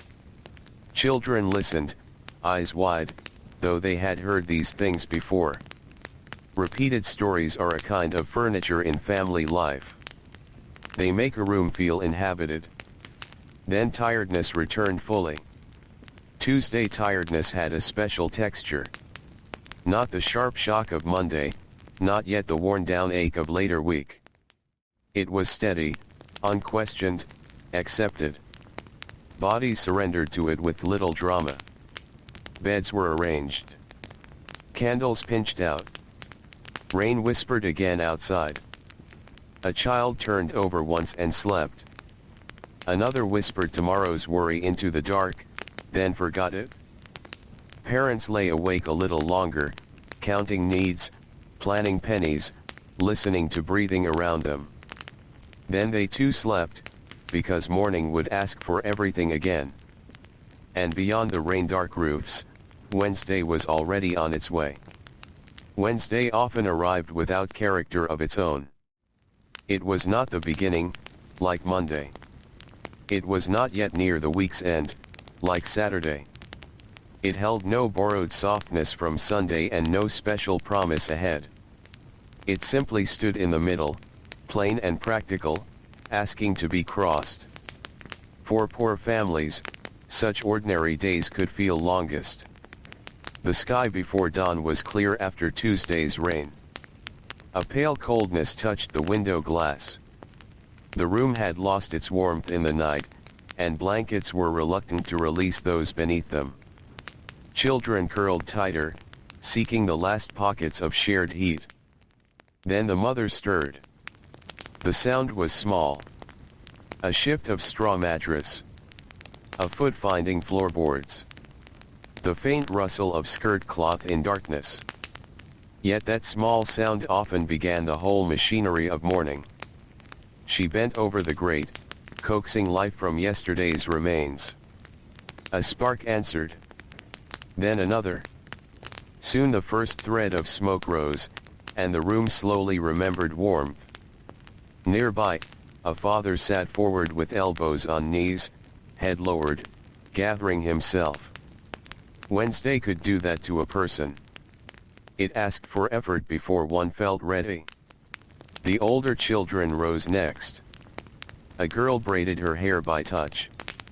A boy rubbed sleep from his eyes and reached for boots still damp at the seams. The youngest protested the cold with sleepy anger, then forgot it 2 minutes later. Breakfast was modest and quiet. Bread cut thin. Porridge stretched with extra water. Tea pale as straw. Someone asked if there was more. Someone answered gently. Outside, the city looked washed clean for a little while. Rain had settled the dust. Brick walls seemed deeper in color. The cobbles shone where dawn touched them. Even smoke rising from chimneys looked softer against the morning sky. Children noticed such changes quickly. A puddle now clear enough to mirror clouds. A leaf blown into the lane from some distant square. Fresh air carrying the smell of bread farther than usual. Beauty often arrived in fragments, and fragments were enough. School children moved in groups, collars askew, books tucked under arms, talking louder than their tired faces suggested. They spoke of sums, games, rumors, punishments, impossible plans. Conversation itself was fuel. Working children moved with less noise. A messenger boy already rehearsed addresses. A girl bound for service checked the knot of her apron. An apprentice walked faster than he wished to avoid arriving last. By Wednesday, the week's pace had become habit again. In factories and workshops, bodies adjusted in ways both useful and sad. Hands toughened. Shoulders learned certain strains. Feet accepted long standing. Eyes found ways to keep focusing.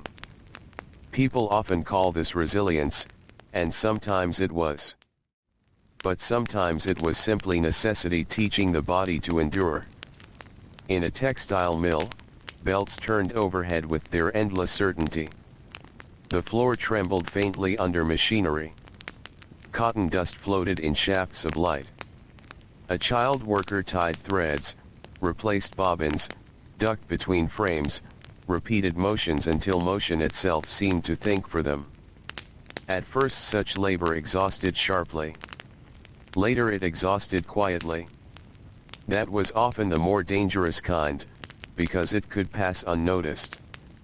In a cobbler's shop, leather warmed under hands and tools. Needles pushed through stubborn seams. Glue scented the room.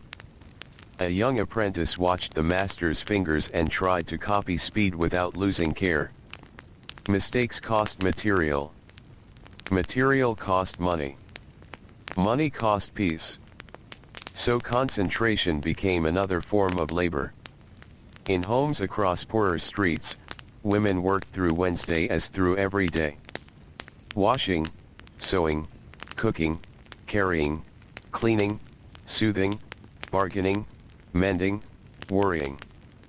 Much of it unpaid, much of it expected, all of it necessary. A mother might scrub another family's laundry in the morning and patch her own children's clothes by afternoon. She might hush a baby while calculating rent. She might smile at neighbors while carrying private fear. Children saw this strength so constantly that they often mistook it for normal. At midday, sunlight widened over the city. Wednesday noon could feel strangely suspended. Half the week gone, half still waiting. Workers stepped outside for air. School children burst into yards and lanes. Food parcels opened. Bread and dripping. Cold potatoes. Cheese if fortunate. An apple split between siblings. Tea cooled by travel. Those with little ate carefully. Those with enough still ate quickly. Time itself was rationed. In some streets, organ grinders or musicians appeared now and then, turning handles or playing worn tunes for coins. Children gathered instantly. Even tired children respond to music as flowers turn toward light. For a few minutes, faces brightened. Feet tapped. A baby bounced on a mother's knee. Someone laughed openly. Then the tune ended, the crowd thinned, and ordinary life closed again around a moment. Afternoons on Wednesday could be difficult for school children. Lessons required attention just as energy thinned. A child tracing grammar rules might feel each minute drag heavily. Numbers blurred. Ink blotted. The room grew warm despite the season. Yet perseverance lived there too. A girl determined to read fluently, sounding out each line. A boy ashamed of poor handwriting, practicing carefully anyway. A child older than classmates because work had interrupted schooling, trying not to mind. These were quiet acts of courage repeated in many rooms. Elsewhere, a street seller counted slow sales and wondered about supper. Weather mattered, crowds mattered, luck mattered. A cloudy afternoon could shrink earnings. A police order to move along could erase an hour. Children in such trades learned uncertainty early. They also learned flexibility. If flowers did not sell, try matches. If newspapers were late, carry parcels. If one corner failed, find another. Adaptation became instinct. Toward late afternoon, shadows lengthened between buildings. Smoke thickened as fires were relit. The city's colors softened into browns, grays, amber windows, and dark coats moving homeward. Wednesday evenings often lacked the relief of Friday or the dread of Monday. They were simply tired. That simplicity had its own weight. Workers returned with less to say. Children entered rooms and sat down before being asked. Mothers moved steadily through supper preparations while conserving words. No quarrel was needed for silence to exist. Silence itself can be the sound of labor. Then food appeared. Soup if possible. Bread always hoped for. Potatoes often. A little meat sometimes. Steam rose. Spoons moved. Shoulders lowered. The first warm mouthful after a long day can feel almost like forgiveness. After supper came the second shift known to many poor homes. Boots cleaned. Clothes brushed. Needles threaded. Lessons finished. Water fetched for morning. Ashes sorted. A younger child washed and coaxed to bed. An older child sent for something forgotten. No one announced these tasks. They unfolded naturally, inherited from necessity. A father might repair a broken stool though his back ached badly. A mother might stay cheerful because everyone else was fading. A girl might rock the baby while memorizing spelling words. A boy might polish boots by firelight, eyes closing between strokes. Such scenes filled countless evenings and entered few records. Later, when chores thinned, there could be moments of softness. A song sung half under the breath. A story told without much detail because everyone knew it already. A hand laid briefly on a child's head while passing. The sharing of one orange into many slices. Laughter at something small and foolish. Comfort did not need grandeur. Often it preferred modest rooms. Outside, Wednesday night gathered over rooftops. The streets quieted step by step. One cart passed late. A door shut sharply somewhere. Wind moved down the chimney and out again. Beds were arranged. The candle shortened. Children settled close. One asked if tomorrow was nearly Saturday. Another said not nearly. A parent smiled in the dark where no one saw. Then breathing deepened through the room. Wednesday, plain and practical, had taken its turn. And beyond the sleeping city, Thursday waited patiently for its own. Thursday mornings often carried a deeper heaviness. By then, the week had settled fully into the body. Muscles no longer protested sharply as they had on Monday. Instead, they moved with a dull familiarity. Tiredness became quieter by Thursday, but also deeper, like water sinking into stone over many years. Before dawn, the city rested beneath a low blanket of fog. Gas lamps glowed softly in the streets, their light blurred into pale halos. Chimneys disappeared into whiteness above the rooftops. Somewhere beyond the mist, church bells marked the hour, though the sound arrived softened and far away. Inside one narrow room, a mother opened her eyes before the bell had finished ringing. For a moment she remained still beneath the blanket, listening to the breathing around her.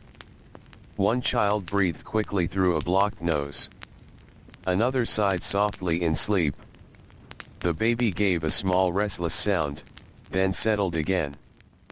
Beside the hearth, the father's boots waited where they had dried overnight, though not completely. Dampness lingered in winter no matter how close things sat to the fire. The mother rose quietly. Her feet touched cold floorboards.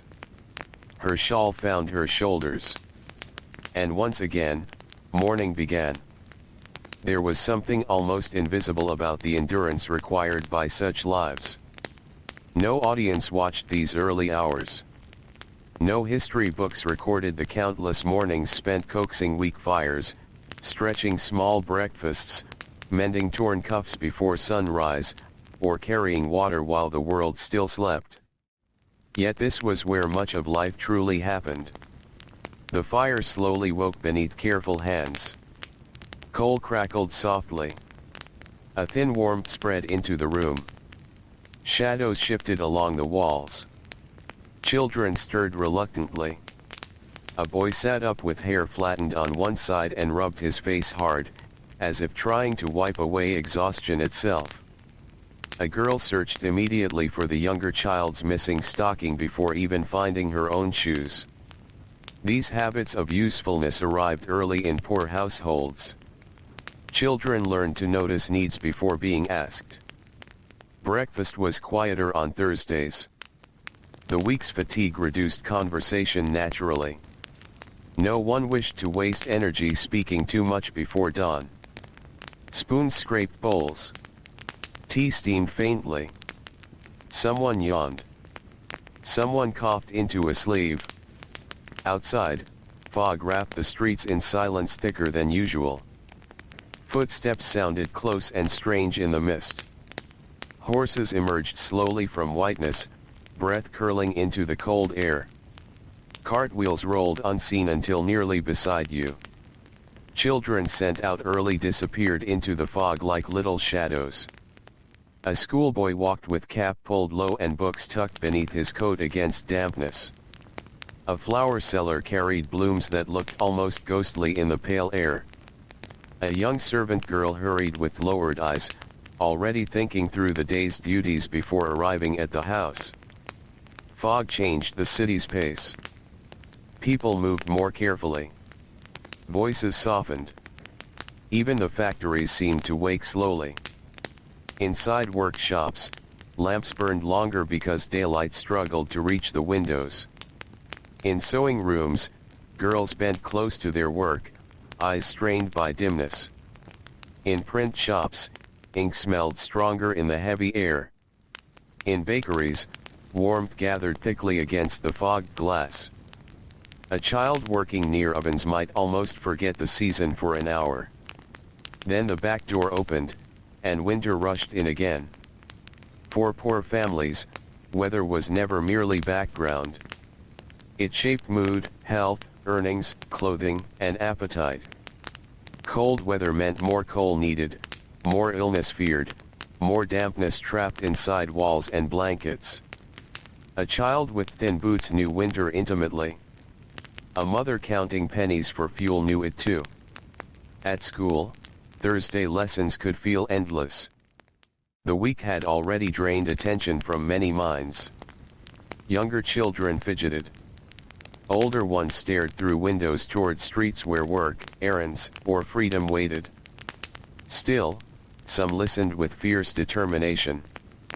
A girl repeated multiplication tables silently beneath her breath. A boy practiced careful handwriting though his fingers were cracked from cold. Another child copied geography notes while fighting sleep after rising before dawn to help deliver milk. The effort of learning while exhausted is rarely visible from outside. Yet it leaves its mark quietly and permanently. At midday, fog lifted little by little. Rooftops reappeared first. Then chimneys. Then distant church towers emerged from the pale air as though returning from another world. Street sellers brightened at the sight of clearer skies. More people outside meant more possible coins. Children carrying goods called louder now. Market women rearranged vegetables. Fishmongers shouted prices over melting ice. Crossing sweepers scraped mud aside with renewed energy. The city regained its shape. In poor neighborhoods, washing lines stretched across narrow courts like faded banners. Sheets fluttered weakly in cold wind. Women leaned from windows to speak across alleys. Babies cried. Someone hammered metal in a yard. Someone sang one verse of a song and stopped halfway through. Ordinary life continued in layers. A young boy delivering parcels paused near a bakery window longer than intended, breathing in warmth and bread smells before hurrying on. A girl minding two younger siblings invented a game with pebbles because toys were few. A child too sick for school lay beneath blankets listening to the distant sounds of the street and imagining the world beyond the room. Afternoons on Thursday sometimes felt slower than any other time of the week. Saturday still seemed far away. Energy thinned. Bodies ached in familiar places. Factory children felt it in their shoulders. Messenger boys in their feet. Servant girls in their backs and wrists. Mothers in every part of themselves. Yet work continued because stopping was not truly available. A laundress lifted steaming sheets with reddened hands. A dock worker's son carried rope heavier than he liked to admit. A seamstress blinked repeatedly to clear tired eyes in fading light. The city depended on thousands of weary people continuing anyway. And many children grew up believing this was simply adulthood arriving early.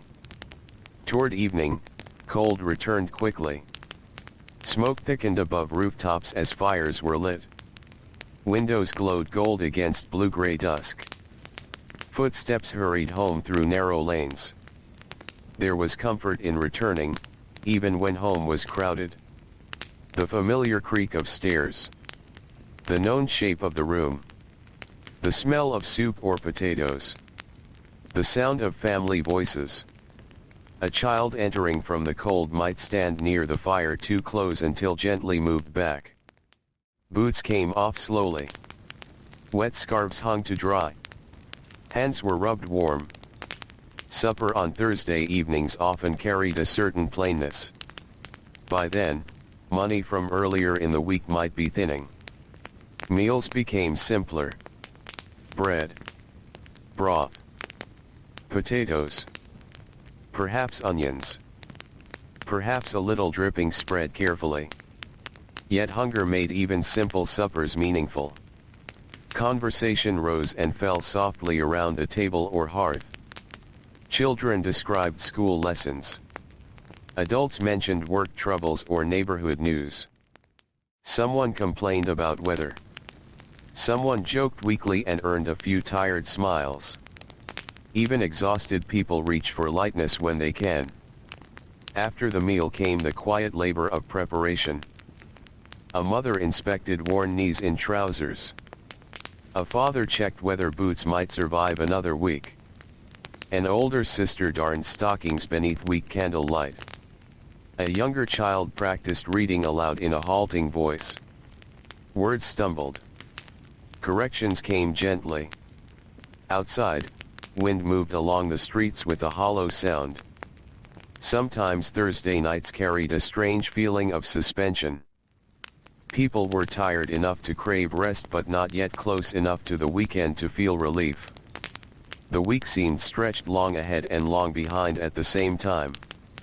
Children sensed this too. A boy lying in bed counted how many mornings remained before Sunday. A girl half asleep remembered unfinished work and worried briefly before dreams overtook her. Parents lay awake a little longer. Calculating. Planning. Enduring silently beside the slow breathing of children already asleep. Then, one by one, even worry softened beneath exhaustion. The fire dimmed. The candle vanished. Fog drifted once more through the sleeping streets outside. And somewhere beyond the dark rooftops, Friday was beginning its slow approach. Friday carried a different feeling through the poorer streets. Not joy exactly. The week had already taken too much from most people for true excitement to come easily. But there was movement beneath the tiredness now, a faint awareness that the hardest stretch was nearly crossed. Even children felt it. The morning began cold and clear. After days of fog and rain, the sky opened pale above the chimneys. Frost silvered roof edges and gathered in the corners of windows. Water left in buckets overnight wore a thin skin of ice. Breath drifted white in the room as the family slowly woke. The father rose first this time. He sat quietly while pulling on socks stiff from drying near the fire. His hands paused once over tired knees before reaching for boots. Work had settled deep into his body over the years. Some mornings he seemed to carry the weight of every crate lifted, every mile walked, every winter endured. Yet he stood all the same. The mother stirred the fire back to life. Sparks climbed briefly, bright against the dim room.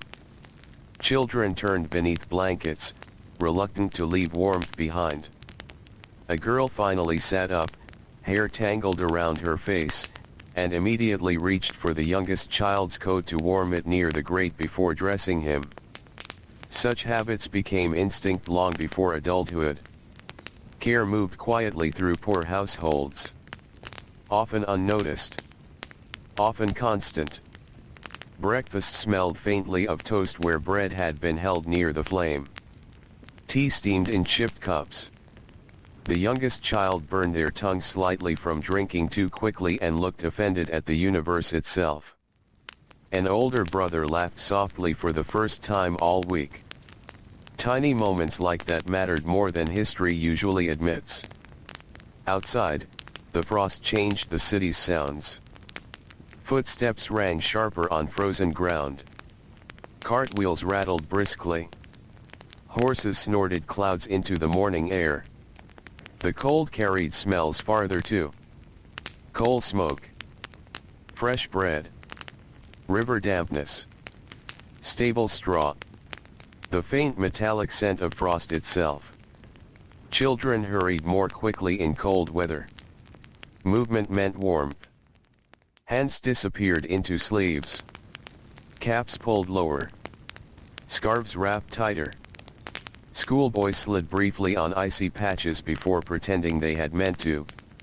Girls linked arms against the cold while hurrying toward classrooms. Working children stamped feet at corners while waiting for deliveries or instructions. Friday mornings often demanded extra energy because reserves were already low. In factories, the week's weariness showed plainly by now. Shoulders slumped more. Eyes blinked slower. Minor mistakes appeared where concentration had thinned. Yet the promise of Saturday wages kept people moving. Money at week's end meant food, coal, rent, debt payments, perhaps something small and sweet if fortune allowed. The entire rhythm of working-class life often revolved around that approaching envelope or handful of coins. A child understood payday long before understanding economics. Payday meant the possibility of meat, of candles, of repaired shoes, of relief in a parent's face. In workshops across the city, Friday labor pressed onward. A printer's apprentice sorted type with ink-dark fingers. A young seamstress stitched collars in fading daylight. A bakery boy carried trays warm enough to sting through cloth. A crossing sweeper watched carefully for gentlemen likely to toss a penny. Every coin mattered because every coin already had purpose waiting for it. At school, even teachers sensed the week's exhaustion. Lessons drifted more slowly. Younger children grew restless. Older ones stared toward windows where pale sunlight rested on rooftops. Still, effort continued. A girl carefully sounding out difficult words. A boy determined not to fall behind despite missing days for work. Another child tracing maps with fingers roughened by chores. Education for the poor was often carried forward on stubbornness more than ease. At midday, sunlight brightened the streets fully. Frost melted from gutters into narrow streams. Market stalls looked livelier under clear skies. Vendors called louder. Buyers lingered longer. Children carrying errands paused at shop windows. Pies cooling behind glass. Bright ribbons. Toy soldiers. Books. Candles. Oranges stacked like tiny suns. Most knew better than to ask for such things. Yet looking cost nothing. Imagination often survived where money did not. A young boy delivering parcels might picture himself owning a proper coat one day. A servant girl might imagine a room with curtains and silence. A school child might dream of becoming a teacher, clerk, or shopkeeper instead of entering factory work forever. Such hopes were usually quiet. Spoken hopes could feel dangerous when life disappointed so easily. So dreams often remained private companions carried through long days. Afternoon shadows stretched across the streets earlier than anyone wished. Winter daylight always seemed in a hurry to leave. Workers pushed through the final hours with heavy limbs. Friday fatigue had its own texture. Not hopeless. Not fresh. Simply worn. A laundress lifting wet sheets felt it in her shoulders. A dockworker's child felt it in aching feet. A servant polishing silver felt it in sore wrists. A schoolboy fighting sleep over arithmetic felt it behind the eyes. Yet beneath all this ran a small current of endurance. One more evening. One more morning. Then perhaps a slower pace for a few hours. Toward dusk, the city changed mood. Pay packets appeared in pockets and hands. Men left factories with guarded expressions until wages were safely received. Women waited anxiously at home or near doors. Shopkeepers watched the streets with interest because Friday evening brought customers at last. Bread shops grew crowded. Butchers busier. Coal yards active. Voices louder. Coins exchanged quickly. Children noticed the difference immediately. A little more food carried home. A parent's posture easing slightly. The possibility of treacle, cheese, or meat. Sometimes even a small sweet divided carefully among siblings. For poor families, abundance was relative. A meal with enough for seconds could feel luxurious. Back in the room, Friday supper often held more warmth than earlier in the week. Soup richer. Bread fresher. Potatoes plentiful. Perhaps sausages. Perhaps stew thickened properly instead of stretched thin. Steam filled the room. Faces softened. Conversation rose easier now. Stories from work. Schoolyard gossip. Neighborhood rumors. Plans for Saturday errands. A father, despite exhaustion, might tease the children gently. A mother might laugh fully for the first time in days. These moments did not erase hardship. They simply existed beside it. After supper, practical matters returned. Rent set aside carefully. Debts discussed. Lists made in tired minds. Coal counted. Yet Friday night also carried a little looseness. Children stayed awake slightly longer if allowed. Someone sang while washing dishes. A neighbor visited briefly. A joke traveled across the landing. Outside, the streets remained lively later into the evening. Public houses glowed warmly. Workers gathered in doorways. Music drifted faintly from somewhere farther down the road. Cartwheels continued longer than usual. A child half asleep in bed might listen to those distant sounds and feel comforted simply because life continued around them. In one room, a mother darned stockings while humming softly. In another, a father cleaned mud from boots with slow deliberate strokes. Somewhere else, children shared a single orange, carefully separating each segment so no one received less. History rarely pauses over such scenes. Yet these were the true landmarks of ordinary life. Not grand speeches. Not royal ceremonies. But warmth after cold. Food after hunger. Laughter after strain. Rest after labor. Late into the night, the city gradually quieted. One by one the voices faded. Doors closed. Fires settled low. Children slept heavily now, the week pressing them deep into dreams.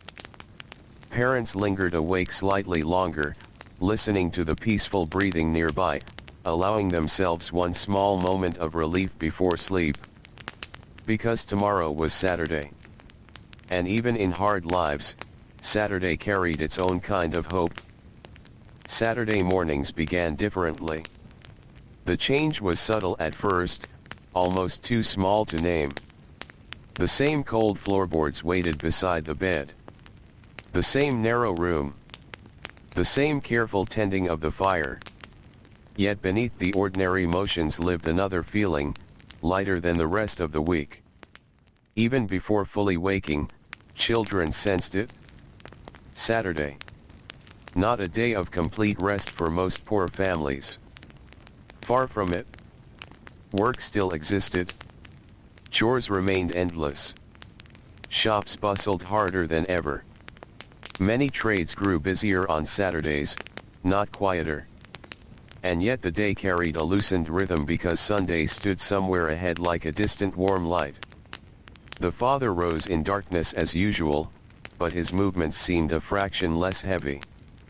The mother stirred the fire with practiced hands while glancing toward the window where dawn had not yet arrived.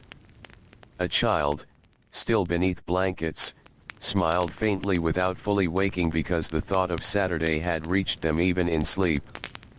Breakfast came with slightly more conversation.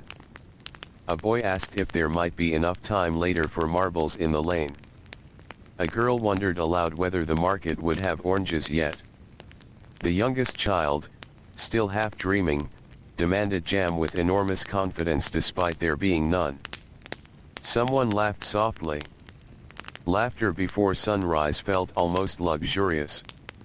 Outside, the streets already moved with unusual energy. Saturday trade filled the city earlier than usual. Shopkeepers swept steps briskly. Market carts rolled in from surrounding roads loaded with vegetables, sacks, fish, flour, apples, onions, cloth, coal, and countless ordinary necessities. The air smelled alive.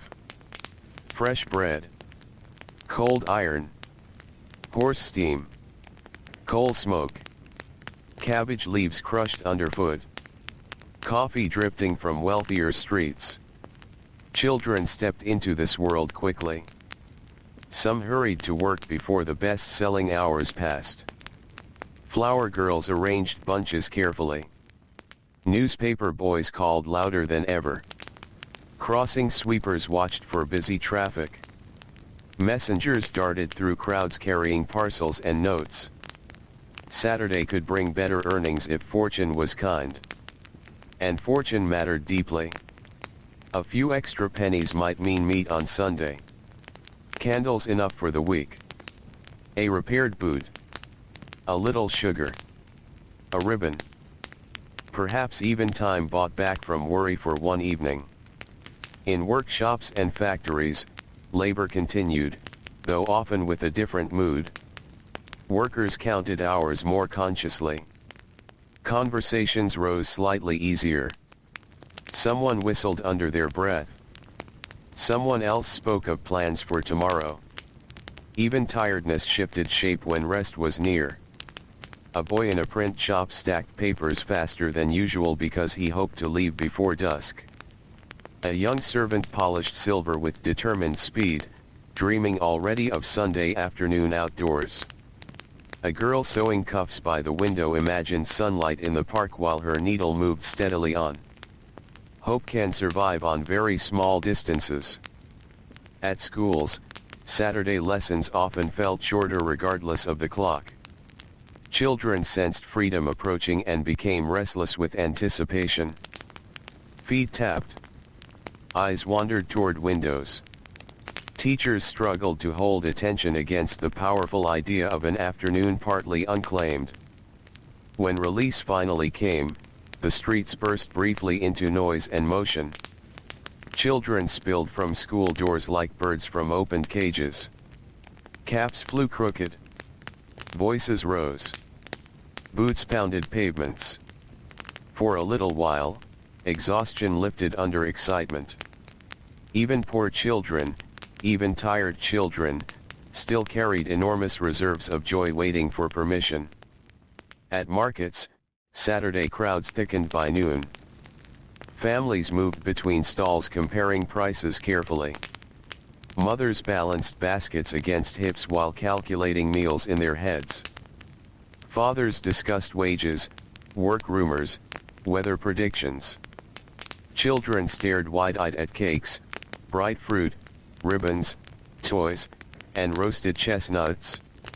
Noise folded over itself everywhere. Vendors calling. Babies crying. Coins clinking. Horses stamping. Women bargaining. Laughter rising suddenly then fading into the crowd. A poor child learned much at markets.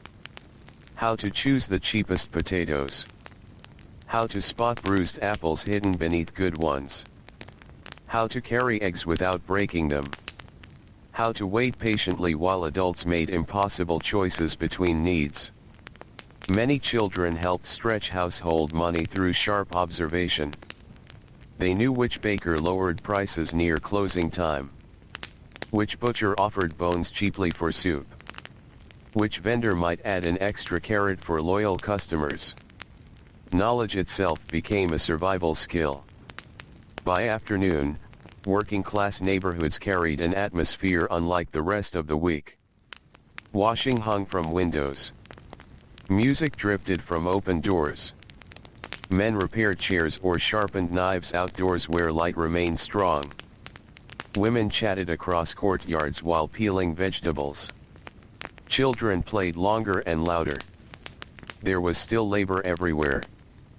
But there was also breathing room. A girl might pause during chores long enough to watch clouds move between chimneys. A boy might sit on a doorstep eating bread slowly simply because no one was rushing him. A mother might stand with neighbors sharing gossip while the potatoes boiled. Such pauses mattered.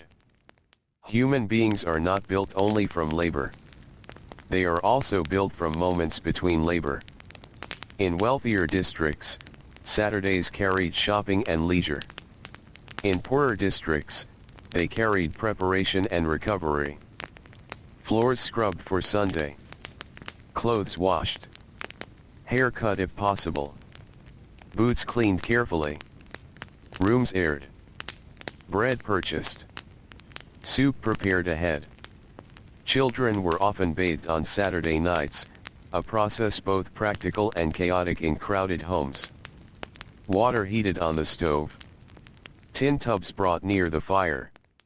Younger children splashed until scolded. Older ones complained about the cold air while drying. Soap smelled sharp and clean. Steam filled the room. Freshly washed hair curled damply near the cheeks. For many families, cleanliness was an act of dignity fought for against difficult conditions.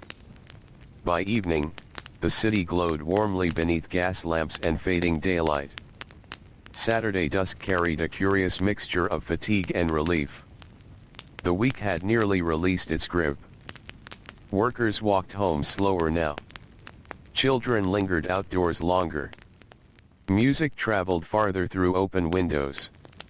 Some fathers visited public houses for a drink and conversation after long labor. Some returned directly home carrying small treats wrapped in paper. Some sat quietly by the fire, too tired even for talk. Every household held its own rhythms. Inside one crowded room, supper simmered richly compared to earlier in the week. A stew with bits of meat. Fresh bread still warm from the baker. Tea poured generously. The family gathered close around the table because warmth and food naturally pulled people together. Children spoke over one another. Someone had seen a dancing bear near the market. Someone else lost a marble and blamed unfairness. A school lesson was recited proudly. A neighbor's cat had kittens. Tiny stories filled the evening with life. Adults listened with tired smiles. Even exhaustion softens in the presence of familiar voices. After supper, practical tasks continued but gently now. Clothes laid out for Sunday. Buttons sewn. Hair braided. Boots polished until they reflected candlelight faintly. Mothers inspected collars. Fathers counted coins one more time. Outside, Saturday night moved richly through the streets. Music from taverns. Footsteps in groups. Laughter echoing between buildings. Distant singing. A cart rumbling late toward market storage. Children already in bed listened sleepily to the world beyond the walls. To them, the sounds could feel magical. The city seemed enormous at night, full of unseen lives continuing beneath the stars and smoke. One child lay awake imagining grand adventures somewhere beyond the narrow lane. Another thought only of tomorrow's extra hour in bed. Another slept instantly, mouth slightly open, one hand curled beneath the cheek. Parents sat awake a little longer than usual. The mother finishing one final seam by candlelight. The father warming tired hands near the grate. Silence between them comfortable now. The week had been survived once again. Outside, the city slowly softened toward night. Lamps flickered against damp stones. Smoke drifted upward into darkness. Somewhere a church bell marked the late hour. And gently, patiently, Sunday moved closer through the sleeping streets. Sunday morning entered quietly through the curtains. Not real curtains in many homes, of course. Sometimes only thin cloth pinned across the window. Sometimes faded fabric worn almost transparent at the edges. Sometimes nothing at all but frosted glass and careful habit. Yet the light still arrived softly, touching sleeping faces with a gentleness the work week rarely allowed. The room remained still longer than usual. That alone felt remarkable. No factory whistle demanded immediate motion. No foreman waited with crossed arms. No school bell threatened lateness. Outside, the city itself seemed to inhale more slowly. A father slept an extra half hour with one arm over his eyes. A mother, though awake, remained beneath the blanket listening to the quiet. Children turned lazily in sleep, drifting through the rare comfort of not being hurried at once into usefulness. For poor families, Sunday rest was never complete idleness. There was too much life to maintain for that.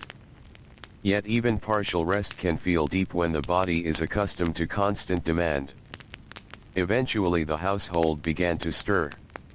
The mother rose first, though more slowly today. She wrapped her shawl close and relit the fire. Cold lingered in the room from the night, but not as sharply as earlier in the week. The air carried a stillness that made every sound clearer. The scrape of the poker. The sigh of settling coals. A kettle placed carefully above the flame. Nearby, one child opened sleepy eyes and asked immediately whether there might be buns after church. Another child answered before the mother could speak, reminding them that buns cost money. The youngest looked briefly offended again by the world's unfair arrangements. Then everyone smiled. These small exchanges gave shape to family life more than grand events ever could. Breakfast unfolded slowly. Bread toasted by the fire. Tea poured into chipped cups. Perhaps jam if the week had gone well enough. Perhaps eggs if someone kept hens nearby and prices had been kind. The meal lasted longer because no one needed to swallow it in haste before running into cold streets. Outside, bells began ringing across the city. Near bells. Far bells. Large church bells rolling deeply through fog and smoke. Smaller chapel bells answering from narrow streets. Their sound drifted through open windows and along rooftops, touching rich districts and poor ones alike. Families prepared carefully for church or chapel. Children were washed again around ears and hands. Hair brushed smooth with spit or water where needed.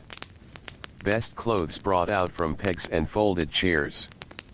Boots inspected closely. Patches remained visible, of course. Poverty could not be hidden entirely. Yet effort showed everywhere. A mother straightened a son's collar with gentle fingers. An older sister tied ribbons in younger hair.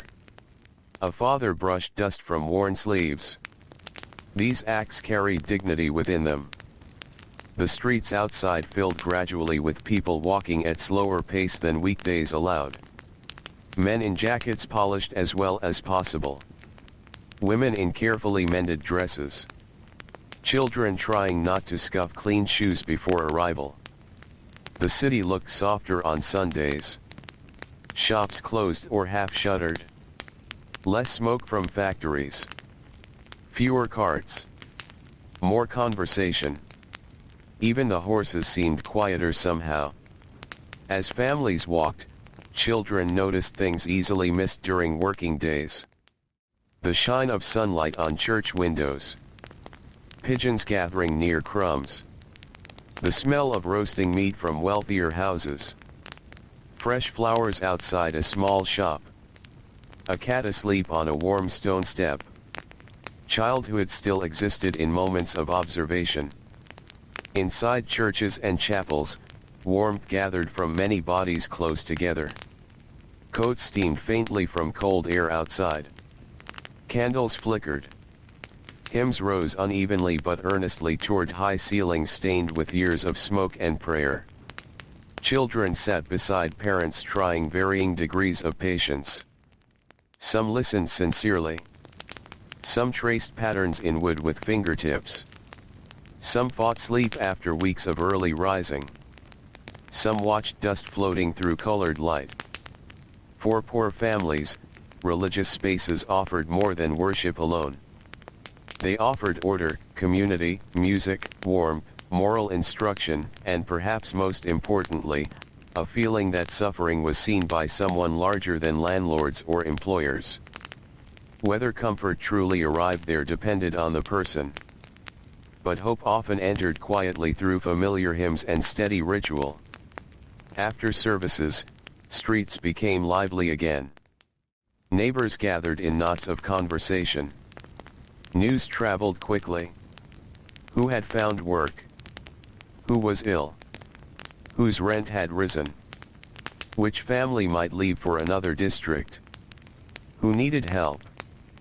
Poor communities often survived because information moved swiftly from mouth to mouth.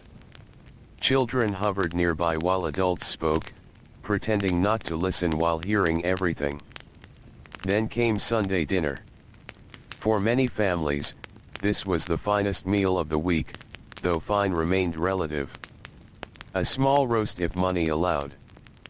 Potatoes cooked properly instead of stretched thin into soup. Extra bread. Pudding sometimes. Gravy carefully shared. The smell alone could transform a room. Children grew restless with anticipation. Lids were lifted and quickly replaced. Someone was told not to touch. Someone else stole one potato and was chased laughing. Steam fogged the windows while outside the city drifted through its quiet day. Meals like these carried enormous emotional weight. They marked survival. They reassured families that another week had been managed somehow. Around the table, conversation softened. Stories returned. Plans formed. Memories surfaced. A father might speak of his own childhood in the countryside before coming to the city. A grandmother might describe harvest fields silver with frost. A mother might laugh remembering a long ago fair or dance before marriage and children and endless washing. Children listened closely to these glimpses of adult lives existing before responsibility settled over them. Afternoons belonged partly to freedom. Not complete freedom. Chores remained. Always chores. Yet the hours loosened enough for wandering, visiting, reading, resting, or play. Children spilled into lanes and courtyards. Skipping rope slapped stone. Hoops rolled. Marbles clicked. Laughter echoed between brick walls. Even adults seemed lighter outdoors on Sundays. Men stood in doorways discussing politics, weather, football, unions, ships, wages, and rumors. Women exchanged recipes, remedies, complaints, and neighborhood news. Babies were carried from house to house to be admired. Laundry fluttered overhead in pale sunlight. In parks and open spaces, poor families walked slowly beneath trees blackened slightly by city smoke. Children chased pigeons. Couples sat on benches. Elderly people warmed themselves in weak sunlight. The grass, even worn grass, felt like another world compared to narrow alleys. For children who spent most days surrounded by brick and soot, open sky itself could feel luxurious. A boy lay flat on his back watching clouds drift. A girl gathered fallen leaves as treasures. Another child simply ran because there was room enough to run. These moments mattered deeply, though no record kept them. Later in the afternoon, quieter moods returned. The light softened gold across rooftops. Tea was poured. Bread sliced again. Someone dozed in a chair near the fire. Children returned home tired in a happy way different from work fatigue. Faces flushed from cold air and play. Boots muddy. Hair loosened. Voices still lively. Then slowly the awareness of Monday began creeping back into the room. School clothes needed laying out. Boots checked. Lunches considered. Water fetched. The work week waited patiently beyond the evening. Parents felt it first. Children sensed it soon after. Yet Sunday evenings also held tenderness. A mother brushing tangles from a daughter's hair beside the fire. A father teaching a son a card game using bent old cards. A family singing quietly together. A story read aloud from a precious borrowed book. Candlelight flickered across tired but peaceful faces. Outside, bells rang once more through the cooling air. Darkness settled over rooftops and chimneys. One by one windows glowed softly against the night. Children climbed into beds and makeshift sleeping places with the heaviness that follows fresh air, warmth, and full stomachs. One child whispered that Sunday passed too quickly. Another was already asleep before answering. Parents remained awake a little longer beside the fading fire. Listening. Thinking. Resting inside the brief calm before morning returned. And slowly, beyond the quiet streets of Victorian England, another Monday approached through the dark. Monday returned like rain on a familiar roof. No matter how gentle Sunday had been, the new week arrived with steady certainty. Before dawn, darkness still filled the room. The fire had collapsed into gray ash. The air held the cold smell of extinguished coal and damp cloth drying overnight. For a few moments, everyone remained asleep. Then the mother opened her eyes. There are many kinds of tiredness in life, and one of the deepest is the tiredness of waking before you are ready year after year. Many poor parents carried this weariness quietly, almost invisibly. It lived in slow movements before sunrise, in hands rubbing at stiff necks, in the brief pause before standing. She sat up carefully so the mattress ropes would not creak too loudly. Outside, the city had not yet fully woken. One distant cart rolled through the dark. Somewhere a dog barked once. Wind pressed faintly against the window. The mother crossed the floorboards and knelt beside the grate. Ash first. Then coal. Then flame coaxed patiently from what remained. So many Victorian mornings began this way. Human beings bending over small fires, trying to create enough warmth for another difficult day. The father woke next. He coughed into his sleeve and reached automatically for his boots. His body already understood Monday before his mind fully did. Muscles tightened. Knees complained. Hands flexed against stiffness. Nearby, one child burrowed deeper beneath the blanket hoping, just for a moment, to escape the morning entirely. But there was no escaping it. The room slowly filled with movement. A girl braided her hair while still half asleep. A boy searched beneath the bed for a missing shoe. The youngest child whimpered softly when cold water touched their face. Breakfast was plain again after Sunday's better meal. Bread sliced carefully. Tea weaker. Porridge thinner. No one complained aloud.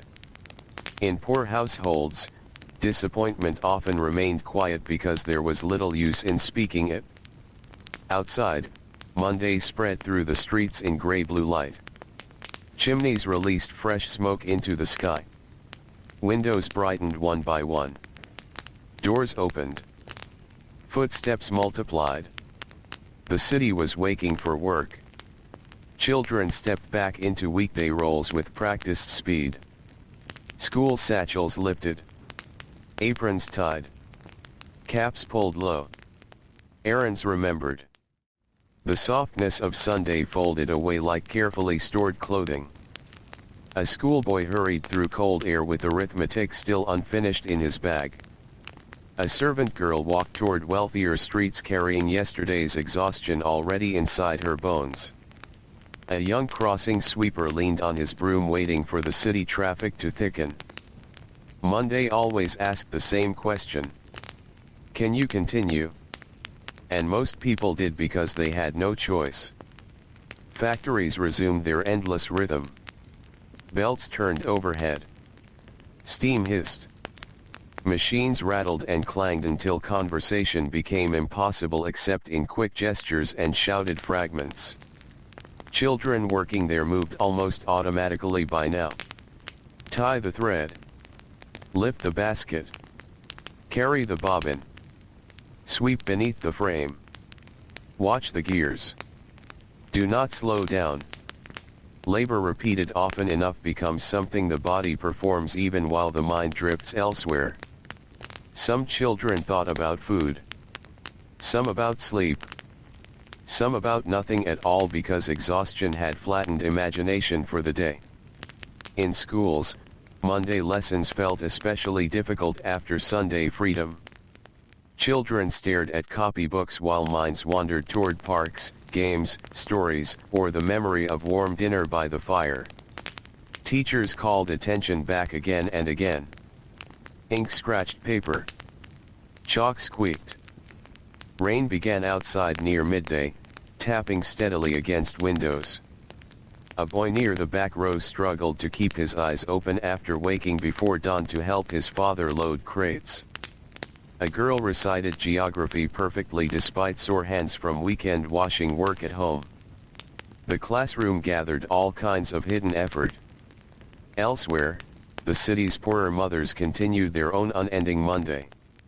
Laundry soaked in steaming tubs. Floors scrubbed. Babies soothed. Bread baked. Water carried. Mending sorted into piles.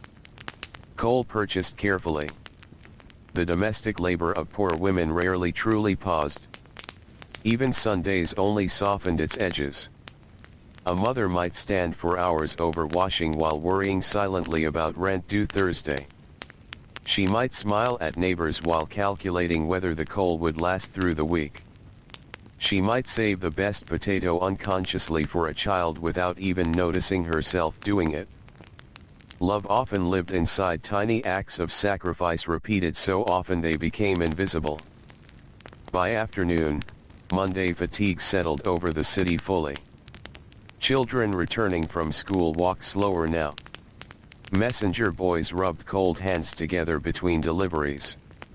Servant girls leaned briefly against kitchen walls when no one was looking. Factory workers blinked hard against dust and heat. The city consumed energy constantly.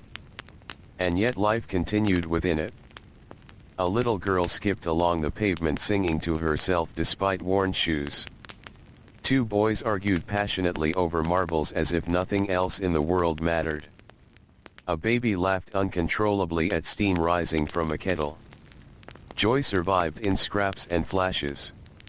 Toward evening, rain stopped and left the streets shining under weak sunlight. Smoke drifted low above rooftops. Workers began their long return home. There was a particular look many carried on Monday evenings. Not dramatic misery. Simply depletion. Shoulders lowered. Steps slower. Voices quieter. Yet doors opened and home still offered something important: familiarity. The same creaking stair. The same kettle. The same faces. The same corner near the fire. A child entering from cold weather might stand silently warming hands for several minutes before speaking at all. Supper simmered. Potatoes mashed roughly. Broth ladled carefully. Bread divided. Steam clouded the windows while darkness gathered outside. Families spoke softly around the meal. Work troubles. School lessons. Neighborhood gossip. Someone's cough worsening. Someone's cousin finding work at last. Ordinary conversation stitched tired evenings together. After supper came chores again because Monday did not end when paid work ended. Boots cleaned. Clothes brushed. Lessons attempted. Babies rocked. Water fetched. A father repaired a loose chair leg despite aching wrists. A mother darned stockings beneath weak candlelight. An older child practiced spelling words aloud while trying not to yawn. The room glowed gold around them. Poor homes were often crowded, but they could also feel deeply intimate. Everyone knew the rhythms of everyone else's exhaustion. They knew who needed quiet, who needed cheering, who was worried, who was hiding tears, who pretended to be stronger than they felt. Children learned emotional understanding early because survival depended partly upon it. Later, as the fire sank lower, the room softened into evening stillness. One child fell asleep sitting upright and had to be gently guided into bed. Another continued reading slowly beside the candle, determined to finish a page before sleep. Outside, footsteps faded from the lane. A distant train whistle crossed the night air. Wind rattled something loose on a nearby roof. Parents remained awake longest. Perhaps speaking quietly. Perhaps saying nothing at all. Silence between tired people is not always loneliness. Sometimes it is companionship beyond words.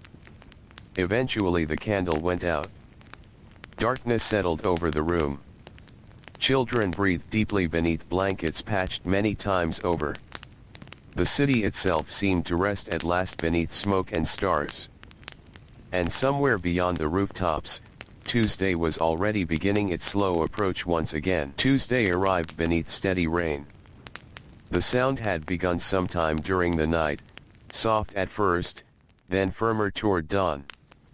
Water tapped against windows, slid through gutters, and drummed lightly on rooftops across the city. In narrow lanes, puddles gathered around uneven stones before most people had even opened their eyes. Inside one crowded room, the mother woke to the rain immediately. Years of responsibility had trained her ears. She could tell from the sound alone whether the weather might bring trouble. Heavy rain meant slower drying clothes, muddier streets, fewer customers for street sellers, more coughing children, and boots that never fully dried. She lay still for a moment listening. Beside her, the father slept deeply, exhausted from Monday's return to labor. One child snored softly near the wall. Another muttered in dreams and turned beneath the blanket. Then the mother rose quietly into the cold room. The fire took longer to wake this morning. Damp weather always made coal stubborn. She crouched patiently before the grate, coaxing small flames upward while rain whispered beyond the glass. At last warmth began to spread. Slowly, the household stirred. A boy groaned at the sight of rain streaking the window. A girl checked immediately whether her shoes were still damp from yesterday. The youngest child asked if school might be cancelled because of the weather, though they already knew the answer. For poor children, weather rarely excused obligation. Breakfast smelled faintly of smoke where the fire struggled against damp air. Tea steamed weakly. Bread softened quickly in the moisture-heavy room. Hands hovered near warmth before coats were pulled on again. Outside, the city had become darker than the hour should have been. Umbrellas moved through mist like black flowers opening and closing. Horses splashed through muddy streets.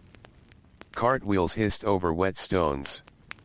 Smoke from chimneys flattened low beneath the clouds instead of rising cleanly upward. Rain changed the city's pace. People walked carefully. Vendors called less loudly. Children hunched their shoulders against cold drops slipping down collars. School children traveled in clusters beneath shared umbrellas if fortunate enough to know someone with one. Others simply endured the rain. Caps darkened. Socks dampened. Fingers reddened with cold. Yet conversation still continued.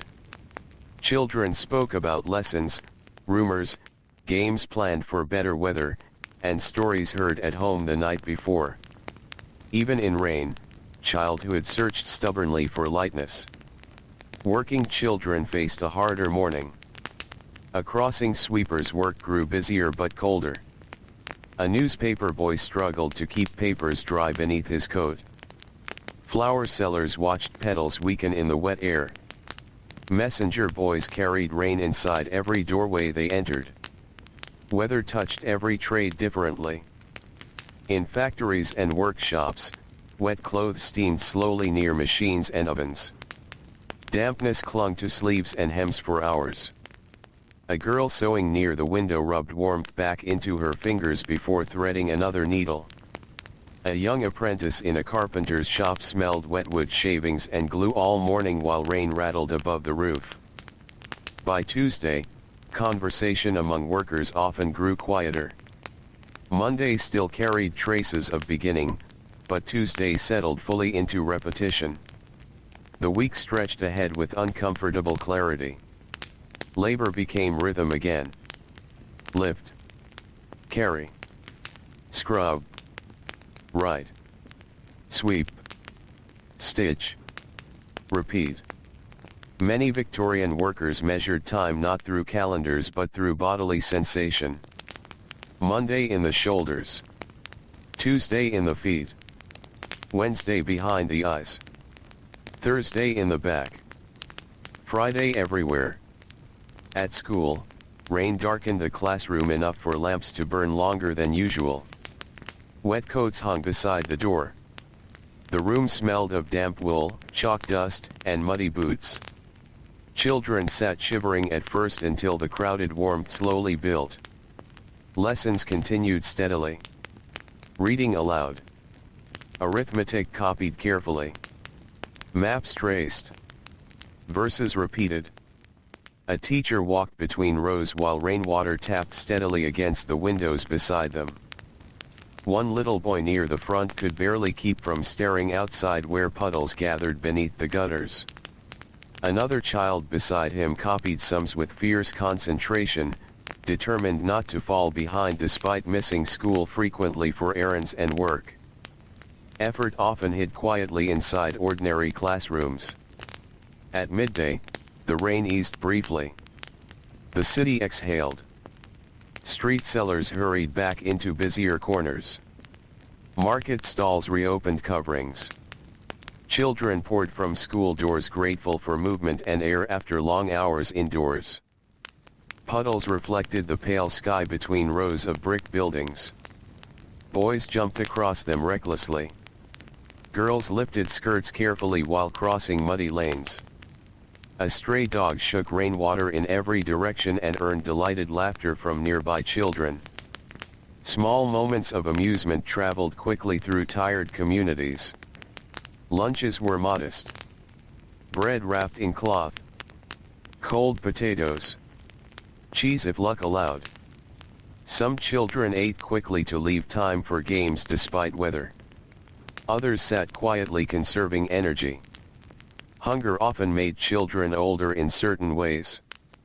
Meanwhile, mothers at home worked through endless Tuesday routines. Laundry soaked in tubs while rain made drying nearly impossible. Soup simmered slowly from scraps. Floors collected mud faster than they could be cleaned. Babies fussed in the damp weather.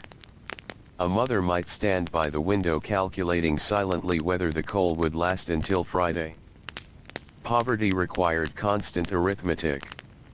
Not mathematics learned from books alone, but practical calculation carried endlessly in the mind.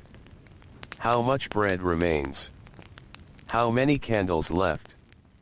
Whether boots can survive another week? If rent and medicine can both be managed? Such thoughts traveled beneath daily chores like hidden rivers. By afternoon, rain returned heavier than before. Street sounds softened beneath it. Hooves splashed. Voices blurred. Windows trembled lightly with wind. Children sent on errands pulled coats tighter and hurried through weather that seemed determined to soak every thread.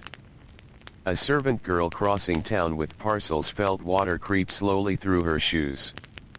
A factory boy delivering parts under canvas wraps could no longer feel his fingers properly by late afternoon. Yet neither stopped.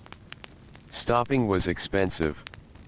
Inside wealthier homes, fires burned hotter against the weather. Curtains shut out drafts. Meals simmered richly in warm kitchens. Servants moved constantly carrying coal, drying boots, shaking umbrellas, and wiping rain from polished floors. A poor child servant might pause briefly near the kitchen range just to feel deep warmth before being sent elsewhere again. Comfort viewed from the edge can feel strangely distant even when standing beside it. Toward evening, the rain finally weakened into mist. Lamps reflected golden across wet cobbles. Smoke drifted low through the damp air while workers returned home beneath darkening skies. Tuesday evenings in rainy weather often felt especially intimate. Families gathered close around limited warmth. Wet clothes hung near the fire. Boots lined the hearth. Steam rose from soup bowls and kettles. The outside world seemed held at the window while inside the room glowed softly with shared survival. Children talked more freely once dry again. School stories. Street gossip. Imagined adventures. One child described seeing a carriage splash mud high enough to strike a shop window. Another proudly recited spelling words learned that day. Parents listened while continuing endless small tasks. Needles moved through cloth. Potatoes peeled. Boot leather checked. Buttons replaced. Hands never fully rested. Yet there was comfort in routine too. Familiar motions inside familiar rooms beside familiar people. A father stretched sore legs toward the fire and closed his eyes briefly while children spoke around him. A mother smiled faintly at the sound of laughter returning after the long wet day. Outside, rainwater still dripped from gutters into dark streets. Somewhere a piano played faintly through thin walls. Somewhere else a baby cried and was soothed. The city settled gradually toward sleep. Children climbed into beds carrying the damp chill of the day deep inside their bones, but also the warmth of supper and candlelight. One child listened to rain fading slowly beyond the window. Another was asleep almost instantly. Parents remained awake longest again, speaking softly about money, work, weather, and worries they tried to keep gentle for the children's sake. Then finally the candle dimmed. The fire settled low. And Tuesday disappeared quietly into the rainy Victorian night. Wednesday morning arrived under a pale white fog. The rain had passed during the night, leaving the street slick and shining beneath the weak dawn. Fog drifted low between the buildings, wrapping chimneys and rooftops in soft gray silence. From the window, the city looked unfinished, as though parts of it had faded away before sunrise. Inside the small room, the fire had nearly died again. Only a few faint red shapes glowed beneath the ash. The mother woke first, as always. For a moment she remained still beneath the blanket, enjoying the last scraps of warmth before duty reclaimed the day. Beside her, the father breathed deeply, one arm over his face. Children slept in uneven rows nearby, tangled in blankets and patched quilts. The room carried familiar smells. Coal smoke lingering in cloth. Soap drying near the basin. Wet boots by the hearth. Yesterday's soup faintly trapped in the air. Ordinary sense of ordinary survival. Then the mother rose. Her feet found the cold floorboards. She wrapped her shawl tightly and moved toward the grate with movements practiced so often they no longer required thought. Ash brushed aside. Coal arranged carefully. A twist of paper. A small flame. The beginning of another day. Wednesday mornings could feel strangely endless before they had properly begun. The week was deep enough now that tiredness sat heavily inside everyone. Yet Saturday still seemed distant. Bodies moved more slowly. Even children needed longer to wake fully. A little boy sat up and blinked at the fogged window with confusion, as though hoping the world outside might somehow have disappeared. An older girl rubbed warmth into stiff fingers before fastening her dress. The youngest child curled deeper into blankets until gently persuaded otherwise. Breakfast was simple again. Porridge steaming faintly. Bread cut thin. Tea poured carefully. The father sat quietly while pulling on his boots. One lace had frayed badly near the end, and he examined it with the worried attention poor people often gave small damaged things. Even a broken lace could become a problem when money was tight. Nothing in poor households was too small to matter. Outside, the fog softened every sound. Footsteps arrived before figures appeared. Horse hooves echoed strangely through whiteness. Gas lamps glowed pale gold though morning had already come. Children stepped into the mist carrying satchels, lunch cloths, bundles, and responsibilities far older than themselves. A schoolboy disappeared into fog after only a few steps. A flower girl stood near a corner arranging damp blossoms with reddened fingers. A messenger child hurried carefully, trying not to slip on wet stones hidden beneath the mist. The city itself seemed quieter on foggy mornings. Voices lowered naturally. Carts moved cautiously. Even factory whistles sounded distant and muffled. Inside workshops, windows remained dim long after sunrise. Lamps burned longer. Shadows lingered in corners. Sewing girls bent close to fabric to catch enough light. Printers worked beneath hanging lamps that made their faces look older than they were.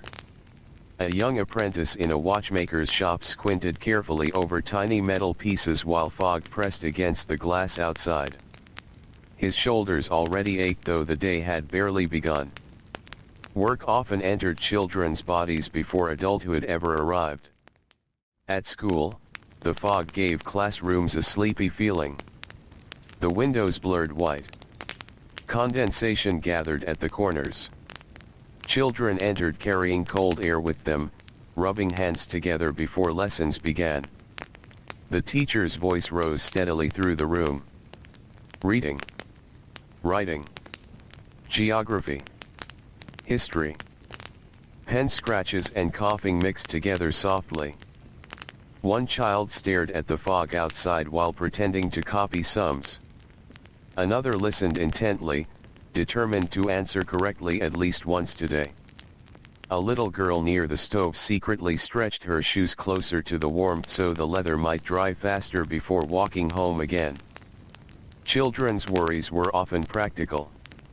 Wet shoes. Missed meals. Cold hands. Broken buttons. Fear of punishment. Fear of illness at home. Yet between these worries, imagination still survived quietly. At midday, the fog began lifting little by little. Church towers appeared first above the rooftops. Then chimney tops. Then distant windows catching pale sunlight. The city slowly returned to itself. Street sellers called louder now that visibility improved. Market carts rolled through muddy roads carrying vegetables and sacks beneath canvas covers. Women leaned from upstairs windows speaking across narrow alleys while shaking rugs or hanging washing. Children leaving school breathed more freely in the clearer air. Two boys kicked a scrap of leather like a football between puddles. A girl paused outside a bakery simply to enjoy the warmth drifting through the open door. Another child shared half a cold potato with a younger sibling while walking. These moments passed quickly, but they softened hard days in small invisible ways. Meanwhile, mothers continued their endless midweek labor. Wednesday was often washing day in many households, and washing in Victorian poverty demanded enormous physical effort. Water heated slowly. Heavy wet fabric dragged at tired arms. Soap roughened skin. Steam clouded windows and dampened walls. A mother might spend hours bent over tubs while babies cried nearby and soup simmered behind her. Her back ached. Her hands cracked. Still the work continued because clean clothing mattered deeply. Respectability, health, and self-respect often depended upon keeping neatness alive despite difficult surroundings. In poorer districts, clothing represented labor stored in fabric form. Every shirt washed meant money preserved a little longer. Every sock mended delayed another expense. Children understood this too. A boy returning home with torn knees dreaded disappointing his mother not because of anger alone, but because he understood what repair required. Afternoon settled heavily across the city. Wednesday afternoons often felt quieter than other days. Energy dipped low. Workers moved steadily but without extra conversation. Even children's games seemed softer in the streets. A servant girl polishing silver blinked repeatedly to stay awake. A factory child counted minutes by habit rather than hope. A mother paused beside the stove with one hand pressed briefly against her lower back before continuing. Fatigue became part of the atmosphere itself. Yet life continued threading through it. A baby laughed at bubbles in washing water. Someone sang softly while chopping onions. Two neighbors shared gossip over a fence while hanging sheets. A cat slept in a patch of sunlight that had finally reached the alley stones. Small peace still existed. Toward evening, clouds thinned and sunset appeared faintly between chimneys. The light turned golden for a short while, touching wet rooftops and narrow windows with unexpected beauty. Children returning home noticed it instinctively. The city looked softer then. Kinder somehow. A schoolboy slowed briefly to watch smoke rising pink against the sky. A girl carrying groceries smiled at the sight of birds circling above the rooftops before hurrying onward again. Inside homes, fires brightened as darkness gathered. Wednesday supper smelled of onions, broth, potatoes, and toasted bread. Simple food, but welcome. Families gathered close. The father stretched tired boots toward the warmth. The mother ladled soup while listening to several children speak at once. One child proudly showed improved handwriting. Another complained about arithmetic. The youngest simply wanted more bread. Conversation drifted comfortably around the room. Outside, fog threatened to return with the cooling night. Lamps flickered alive along the streets. Footsteps echoed upward through damp evening air. After supper, the familiar nighttime routines unfolded once more. Lessons finished. Clothes brushed. Water fetched. Stockings mended. Hair untangled. A mother stitched by candlelight while squinting against tired eyes. A father checked the week's remaining coins with silent concentration. Children slowly lost battles against sleep one by one.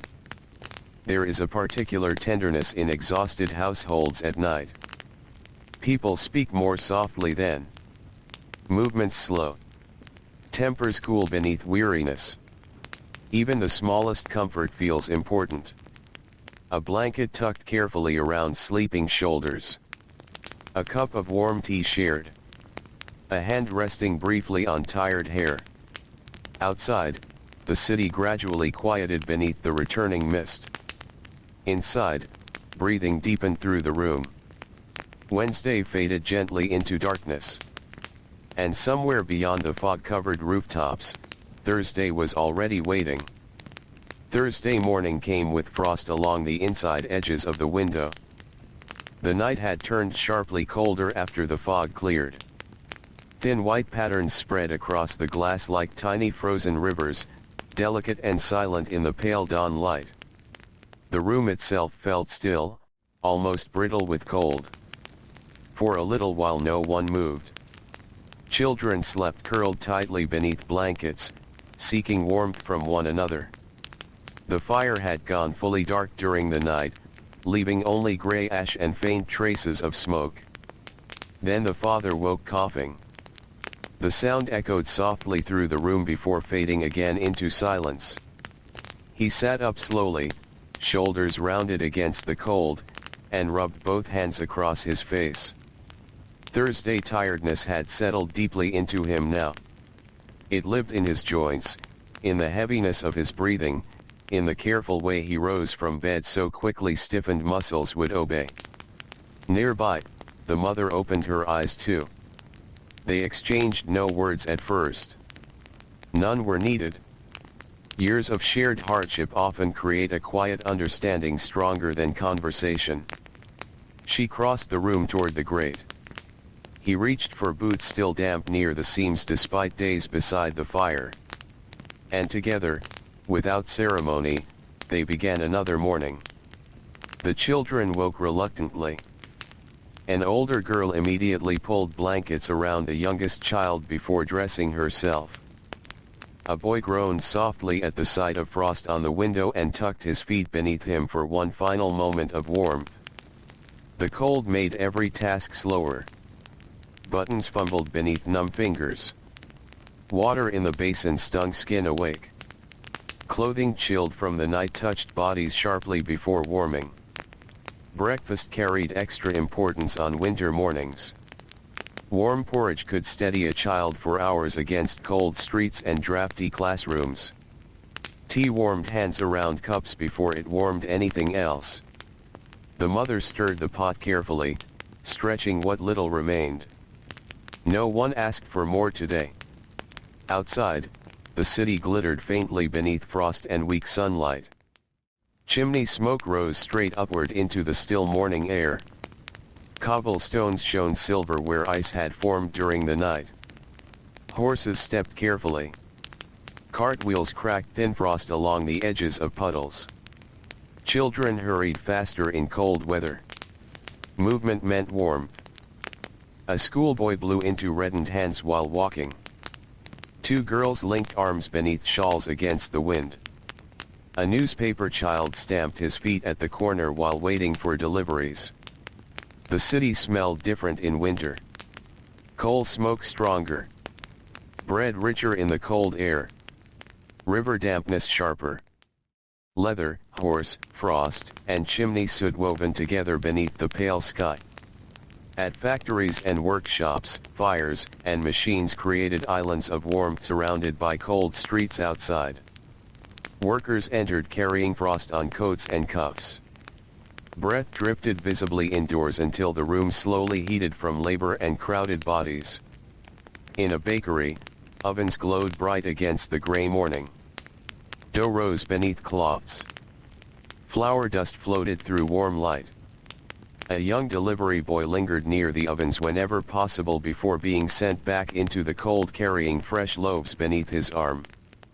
Warmth itself became precious enough to notice constantly. In a sewing workshop, girls rubbed stiff fingers before threading needles. One held her hands briefly near the lamp chimney for heat until scolded gently for wasting time. Outside the window, frost still clung stubbornly to rooftops. Children working in such places often learned endurance through the smallest repeated discomforts. Cold feet. Aching backs. Hungry afternoons. Heavy eyelids. Long standing. the body adapting little by little because it must. At school, Thursday lessons unfolded beneath pale daylight and drifting chalk dust. The stove struggled against the cold whenever doors opened. Children near the windows shivered more than those near the center of the room. A teacher paced slowly between rows. Pens scratched. Pages turned. Someone coughed repeatedly in the back. Winter illness moved easily through crowded Victorian life. Colds lingered for weeks. Chest coughs deepened. Mothers listened anxiously at night to children breathing beside them. Health could change quickly in poorer districts. A small fever. A missed meal. A damp room. A long winter. Sometimes that was enough. Yet life continued because it had to. At midday, sunlight strengthened briefly, filling the streets with a pale golden brightness that made even poor neighborhoods look softer for an hour or two. Children spilled outdoors gratefully after cramped classrooms and workshops. They chased one another through narrow lanes. Kicked at frozen puddles. Shared bread crusts while laughing at almost nothing. Even exhausted children still found ways to play. One little girl stopped completely to watch frost melting from a railing drop by drop in the sunlight. Beside her, a younger child dragged a stick along iron fences just to hear the rattling sound. Wonder survives strangely well in hard lives. Meanwhile, women at home worked steadily through Thursday chores. Potatoes peeled. Floors swept. Washing folded. Babies fed. Stockings mended. Coal measured carefully again. The mother of one household sat beside the window repairing a shirt cuff so worn thin it seemed nearly transparent. Her needle moved quickly despite sore fingers. Beside her, soup simmered slowly while a child played quietly with scraps of string on the floor. These scenes repeated endlessly across the city. Not dramatic enough for newspapers. Not important enough for politicians. Yet they formed the true fabric of ordinary Victorian life. Afternoons stretched long on Thursdays. The week's fatigue deepened visibly now. Workers moved more slowly when unobserved.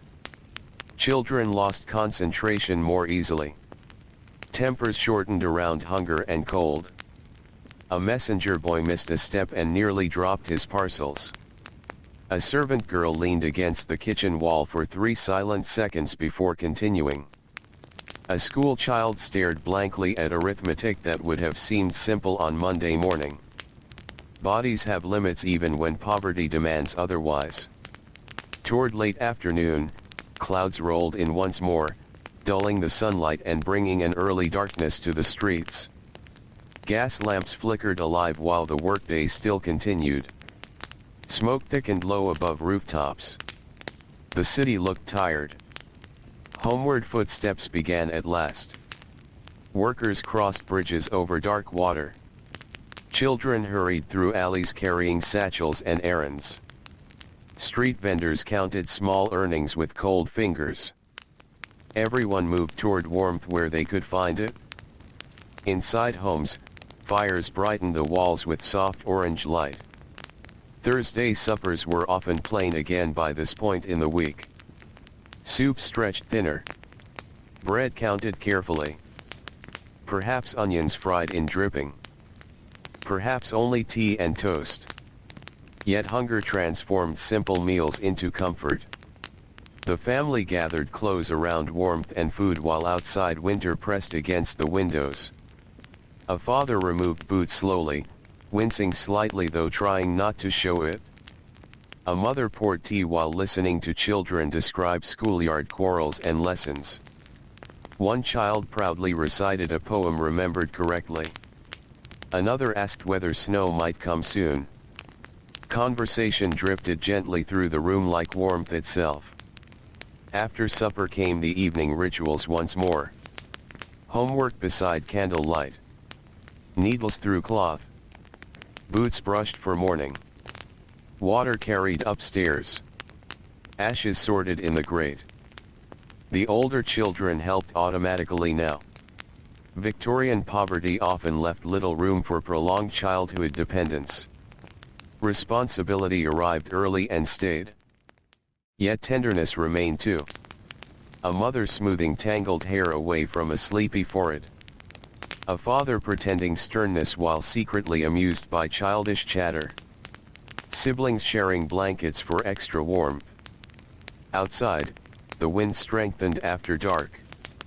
It moved through narrow streets with a hollow sound, rattling loose signs and carrying distant voices strangely across the rooftops. One by one the children drifted into sleep. A boy dreamed beside the fading fire with arithmetic unfinished in his copybook. A girl slept clutching a ribbon she hoped to wear Sunday. The youngest curled close against older siblings beneath patched blankets. Parents remained awake longest again. Quietly counting. Quietly planning. Quietly enduring. Then finally the candle dimmed low. The room softened into darkness. And Thursday slipped away beneath the cold Victorian night. The night grows quieter now. Across the dark rooftops of Victorian England, the last lamps slowly dim behind thin curtains and frosted windows. The streets that bustled all week with carts, footsteps, factory whistles, and market cries have finally softened into stillness. Rainwater rests quietly in the cobblestones. Smoke drifts gently above sleeping chimneys. Far away, a late church bell hums through the cold air and disappears into the night. Inside the small crowded homes of the poor, families sleep close together beneath patched blankets and worn quilts. Boots dry beside fading fires. Needles and half-finished mending lie forgotten until morning. School books rest closed at last. A tired father sleeps deeply after another long week of labor. A mother finally rests beside the dying warmth of the hearth. Children dream softly beside one another, their faces calm now, free for a little while from cold mornings, heavy work, damp streets, and aching feet. And though history often remembered great kings, battles, and grand speeches, most lives were quieter than that. Most lives were made from ordinary evenings. From bread shared carefully. From tired hands mending clothes by candlelight. From mothers waking before dawn. From fathers carrying home small wages through the fog. From children laughing in narrow alleys between long days of work and school. The world of Victorian poverty was exhausting in ways that rarely appeared in books. Not always dramatic. Not always loud. Just constant. A cold room. A long walk. Wet shoes. Thin soup. Heavy eyelids beside weak candlelight. And still, through all of it, people continued. They cared for one another. They made homes where they could. They found warmth in small moments. A story beside the fire. A shared orange on Saturday night. Fresh bread on Sunday morning. A hand resting gently on a sleeping child's head. Now the city settles deeper into silence. The fires grow lower. The streets empty fully. Even the wind seems softer as it moves through the narrow lanes and along the sleeping river. And somewhere beyond the dark chimneys and fading smoke, dawn waits patiently for another generation, another century, another quiet ordinary life soon forgotten by history. But tonight, for a little while, those tired voices and weary footsteps can rest. So let the old city drift slowly away now. Let the candlelight fade. Let the cold streets soften into darkness. And let sleep come gently, like distant rain against a Victorian window far into the quiet night.